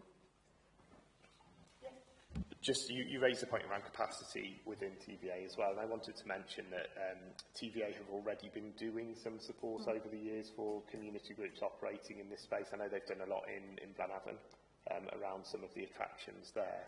Members will be aware that TVA receive funding through third sector major grants from the borough to enable them to perform some of those functions. We are in constant discussions with TVA around how best to support them to deliver against that wider agenda alongside the range of other activities we want the CBC to do. Okay, thanks for that. So they seem such a crucial partner now with the way that the blueprint, the deal, is concentrating more on sort of helping and assisting our volunteers. TVA's role becomes more important all the time. Thanks for those answers. Just to add to that, we do know that the friends groups that we're working with are working closely with TVA, so that relationship is there. Yeah, I'm still aware that there are quite a lot that aren't. And once we put this information out there, it is going to increase workloads. Okay, and there's quite a lot that are still working in isolation out there that we may not even know about as yet. Yes, that's very true. Okay, next question, and the last question comes from Councillor Hawler, please. How does the DMP link to the deal, particularly in relation to volunteers who support attractions? I want to embrace on this a little bit more. I'm aware that there are many attractions within the communities that do struggle with volunteers, and they have a key quorum of people that do that. And without those people, those attractions don't exist. In fact, I have knowledge of this because I have a partner or a wife that volunteers on a regular basis, that is volunteering more now than she was a few months ago because of the amount of people that actually want to volunteer. So how does the deal support that? It's a great question. There's 3 points, I think, that have been raised that I'd like to raise on this one. One, we've been discussing already. So if I break the deal down, a key part of the deal is that innovation that comes from ideas about how we can work differently with community groups. As a committee, you've put some really strong ideas to us today that we will go away and start exploring opportunities with our communities to deliver. So really, really pleased that the questions are linking into that deal approach, because I think there's huge opportunities for delivering the deal through support for our businesses. The QR code's been a perfect example of how a deal can work in practice with the business community in that case. Volunteer numbers are a critical part of that. I completely agree there. And that's why we're working so closely with TVA through our system to make sure that we're trying to direct that additional resource into volunteer maintenance and volunteer growth. It will be a conversation for how we resource that activity going forward. It may be a recommendation from the committee, I don't know, around the support that we provide to the voluntary sector to grow and sustain that, not just from the perspective of recruitment, but also from the perspective of volunteer wellbeing and maintenance.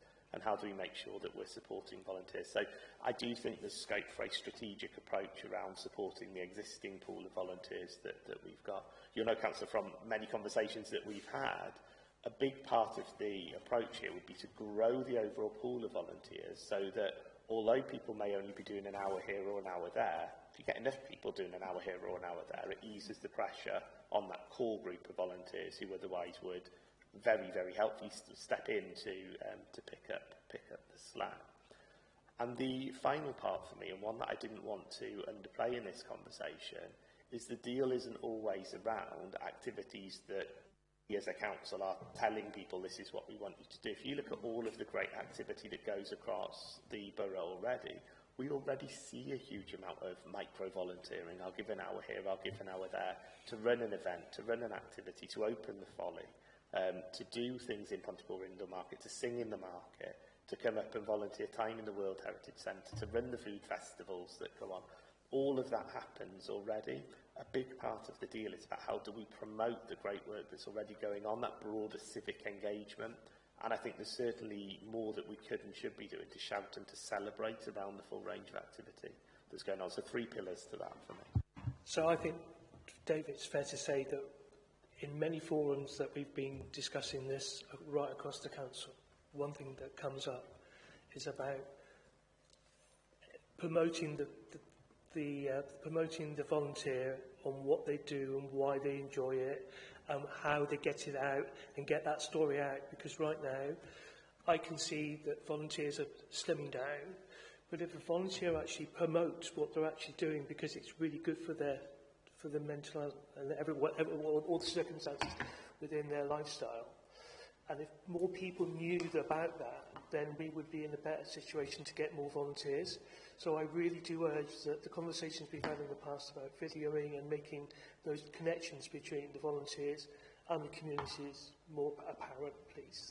Absolutely agree. Members may be aware of a full range of videos that we've been putting out where volunteers have spoken about what makes them passionate to do their role. Here's my shameless plug. If you're aware of community groups that are volunteering in this space, particularly from a tourism and destinations perspective, put them in touch with me, put them in touch with communications. We'd love to come and speak to them, to almost interview them about what is it that makes them tick, what is it that makes them want to volunteer their time, because people are doing it, and the more, you're absolutely right, the more that we can shout about that message, the more I think we'll grow that volunteer pool.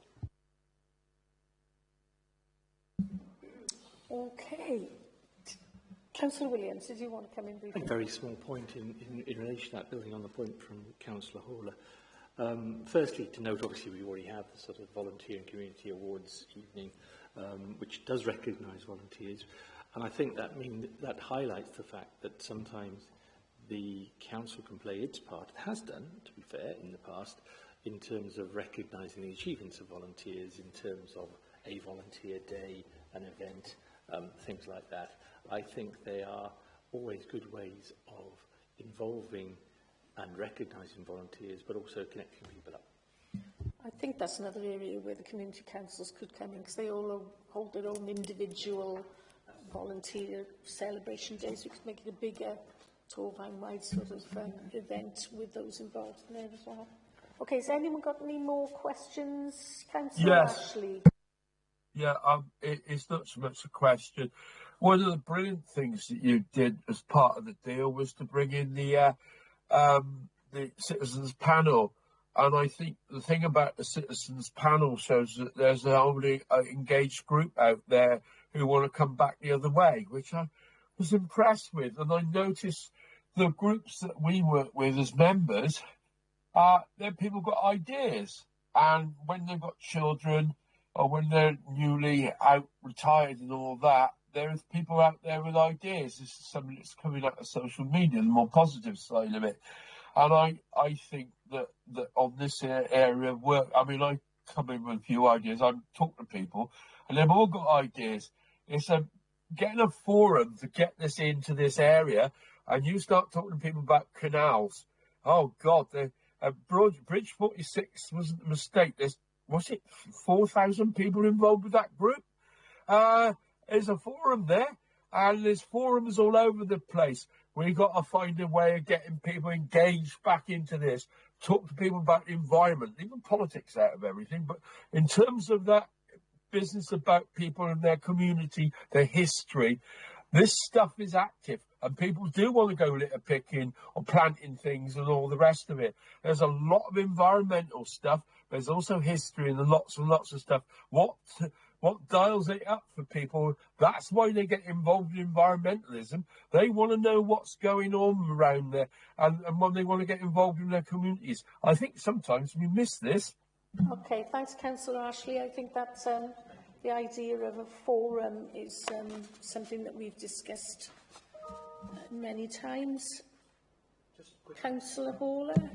So, in business, a business organisation that wants to promote themselves and they want their employees to work really well, they have a member of that business as a winner of the month, so the employer of the month. Could we have a volunteer of the month that we could promote within? Could we have a volunteer to promote the events that we have around that? Can I suggest that this may be a topic for a future scrutiny? I do feel we've moved away from the DMP slightly here. Yeah, I can agree with that. Okay, is anyone else got any other questions about the DMP, or does any of the officers want to say anything to finish off this session today? Any burning questions or burning points you want to make? Okay? Okay, so just take this opportunity to thank the officers for coming along today and our executive member, and for the very valuable answers to our questions.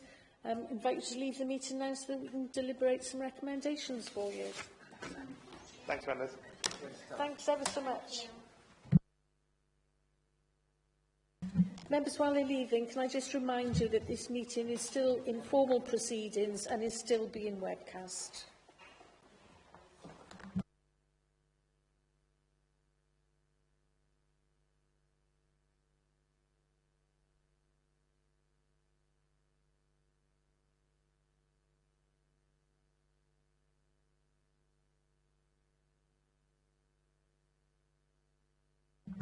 Okay, members, as the officers have left us to our own devices now, so may I remind everybody what we've been asked to look at as a scrutiny committee and to consider when coming up with our recommendations.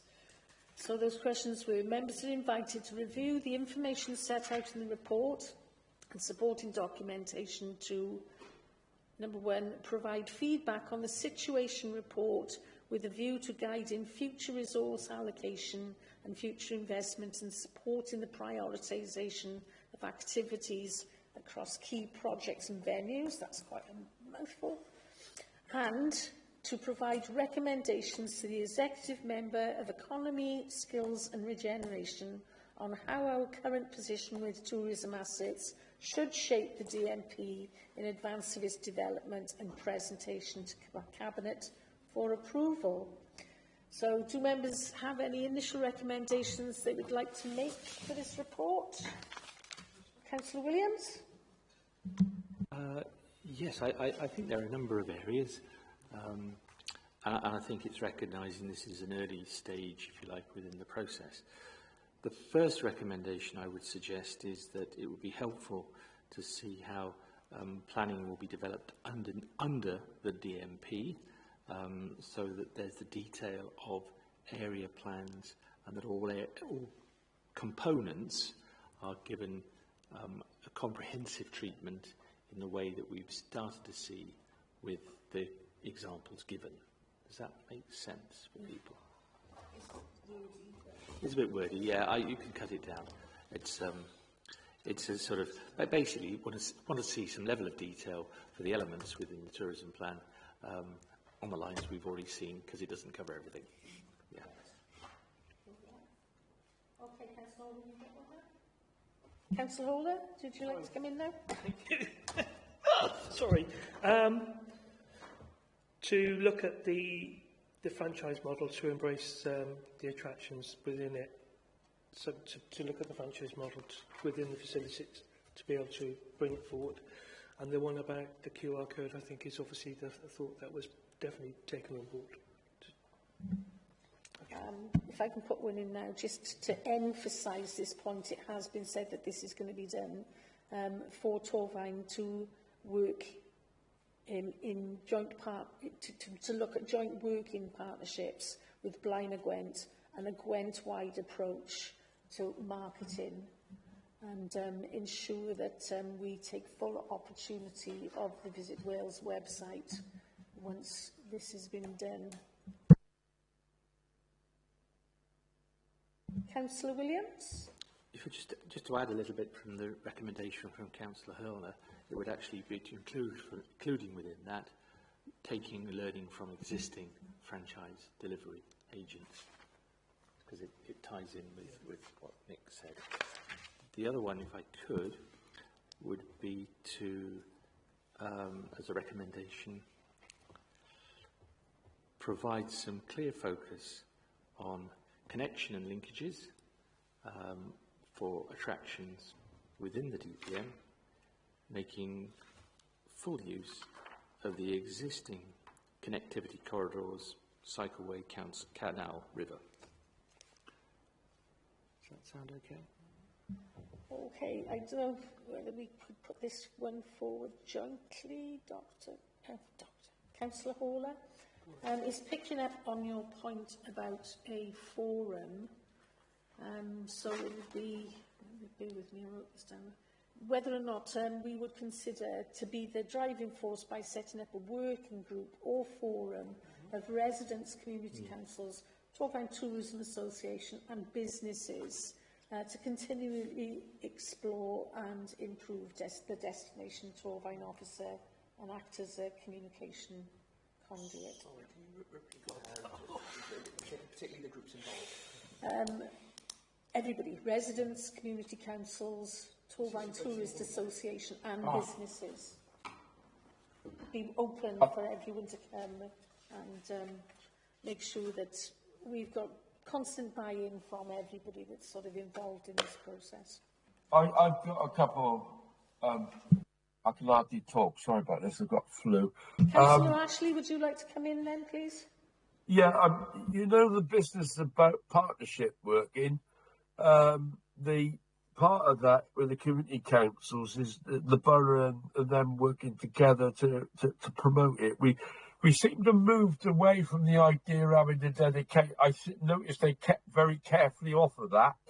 And in the spirit of that, there needs to be, they emphasised that within the borough they're working across departments to get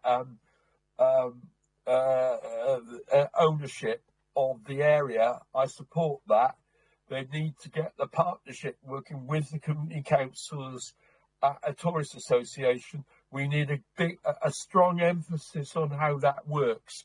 Can you get that? I'm sorry, I'm finding it difficult to talk at the moment. Yeah, that's along the lines of what we just said about having a sort of forum or a group. This is different. This is different. This is about management How of the is area. it different, Councillor Ashley? If you could explain that, we'll be able to get it. What we're talking about is resources, communications, etc. It's bringing on. David was strong emphasis on that. He's got a director in there. He's got a hierarchy, and this is about what the council does and what he does with its funding partners and what he does with delivery. So I think that's slightly different. I agree with you about reform. That sounds a brilliant idea. I'm in great difficulty in talking here at the moment, but laryngitis, sorry about that. They're different things. One's a community asset, which is brilliant, and the other is about what the council would do. Councillor Ashley, can I suggest that you just have a couple of minutes about the specifics of that?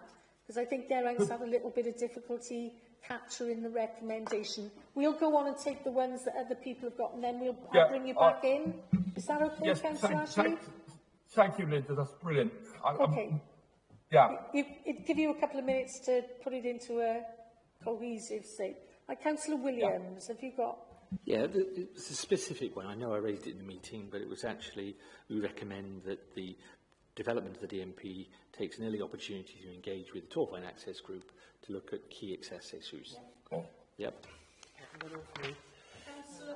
So this is about... Sorry.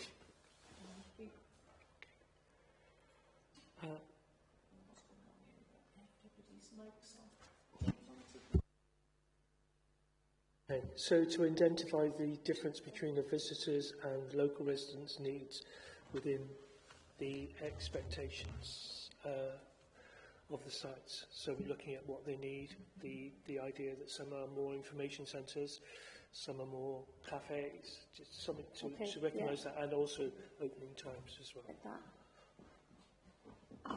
Alignment. When you're ready, I have another one. You ready? Yep. Okay, can we, once key performance indicators are identified, and whether or not there's going to be a RAG, red, amber, green sort of system put in place to look at the progress of the destination management plan, would it be possible to have some sort of annual or biannual report back to either scrutiny or to members some way, just to keep up on that? Yeah, just to get on that. Obviously, you will already get that. That will form your when it comes to visioning, because any outstanding issues around anything outstanding in terms of the destination management plan will then be part of your feeder pack, so you can choose it then as a possible item that you... Yeah, just more specifically though, whether there will be an annual report prepared so that the whole of the council and anyone that wants to see it... So this has come to us today. There's just very few of us around the table. Would it be useful for them to get more ideas from all other members within the group to see if we can get a little bit more of a picture? Maybe when it's a draft plan available? Yeah, going forward, I think some form This is quite a big piece of work, so isn't it? some form of seminar to discuss what they're doing to get more ideas within it. Yeah, that's a bit, yeah, at the moment I don't know when that's going to be ready, but yeah, it's a very good point, Councillor Ola. Councillor Williams. Thank you, Chair. I think it was just sort of putting into words a couple of things that came up. One was that looking to engage with other joint partnerships as appropriate to ensure avoidance of duplication and promotion of events, e.g. Torvine Blind Wildlife Nature Partnership is the example, but it's the principle per se. The second one, if I may, are you ready? Was under the ethos of the deal, we welcome the opportunity to encourage our own staff to take up volunteering opportunities as volunteers are so important in the delivery of this approach. Right. Linda, I'm ready to have a go now if you want me to. Do you want to come in, Councillor Ashley? I can see your hand. Yeah, I'm sorry.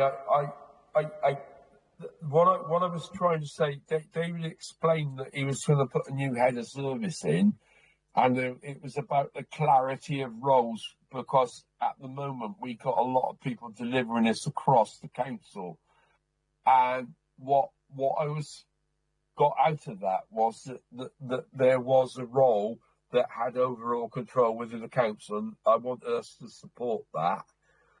It also then went across to the fact that there's a lot of this being delivered by other agencies as partnership arrangement.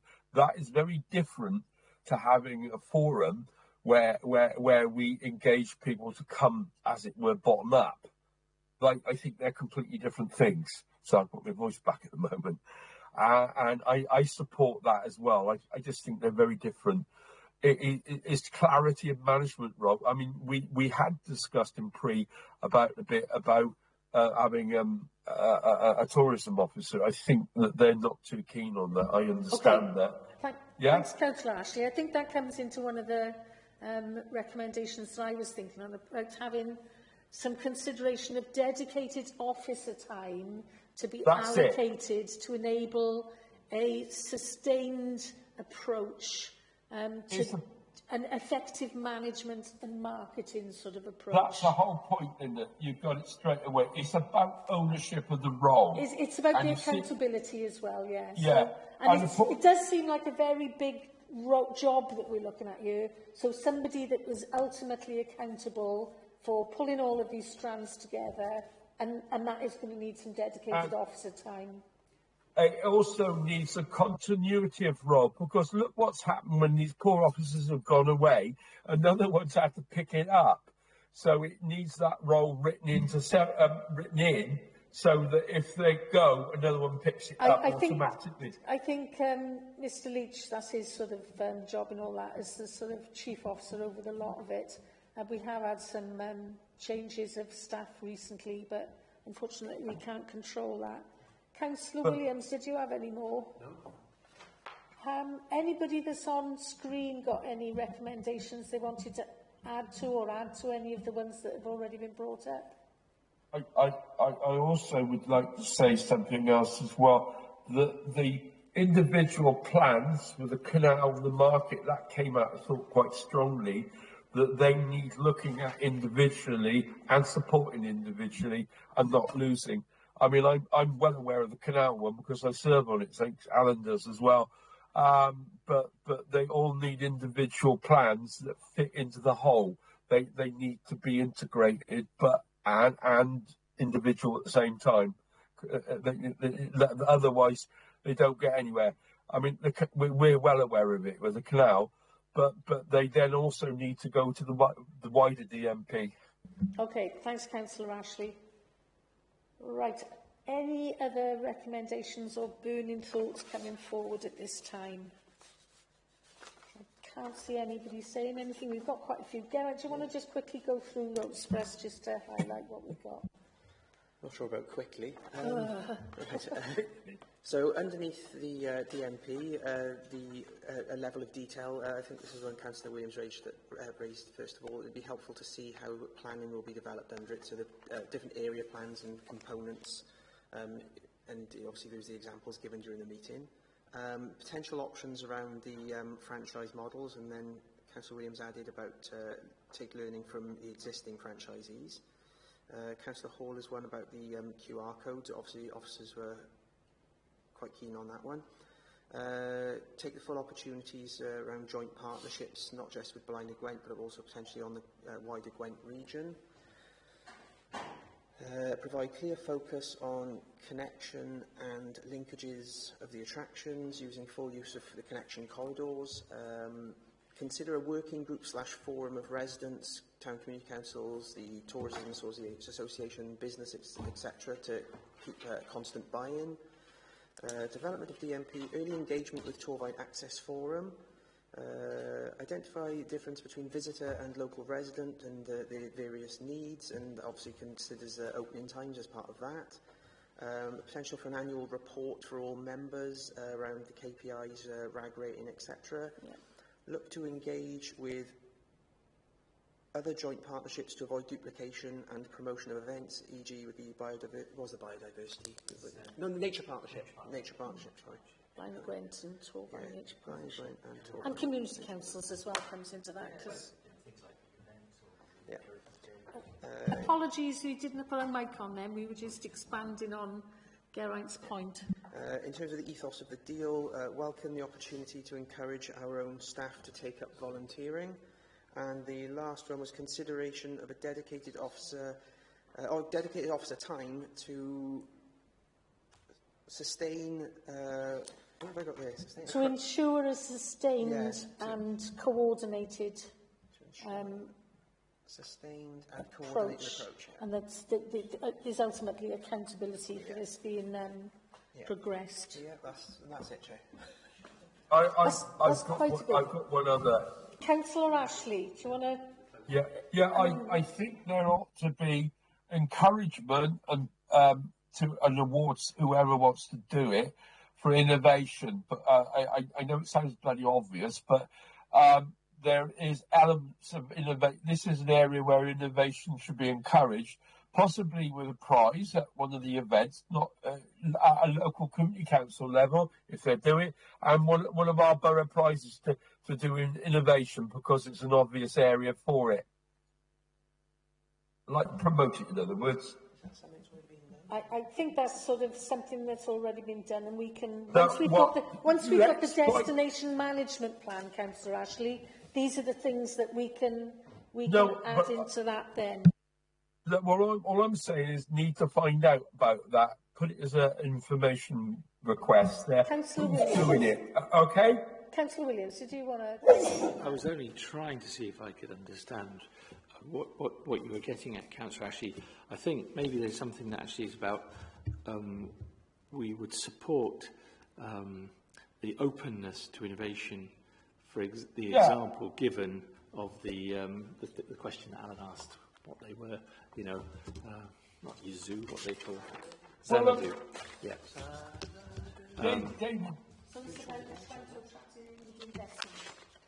It's about trying to attract an inward investment. But I was thinking about innovation in this area needs to be encouraged on an ongoing basis.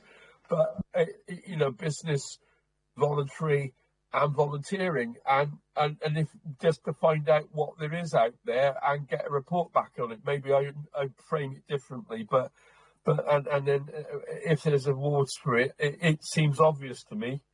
Right. So if we look at coordinating award ceremonies that are currently held more widely across Torfaen with community councils and borough, would that help you? Yeah. So, and also where possible, because it's a positive thing. It's lovely. All of the community councils currently do this, and Torfaen Play. So it's about trying to be more coordinated about it, maybe. Is that it? Let's go for the positives on that. Thank you. Okay, no problem, Councillor Ashley. Oh. Okay, if that's all of the suggestions that we've got for now, I'll look at the date of the next meeting will be held on the 9th of July, 2026. Geraint, do you want us to say briefly for a review of this session, or are you happy for us to all leave now? If you'd like to, yeah, I want to close the meeting. I was just going to come in on that meeting just to remind members that obviously that meeting will be a roundup on, an update on the previous recommendations, and also it'll be followed, that'll be a short part of the meeting, that'll be the formal webcasted, and then after that then, an informal meeting that's not webcasted will be the long part. That'll be a visioning session for next year's items. Okay, thank you, Geraint. Yeah, if we could all just stay very briefly after I close the meeting so that Geraint can do a quick evaluation. And without further ado, I'll now formally close this meeting and thank members for all of the input and contributions today. It's made for a very interesting meeting. I'll now close the meeting. Thank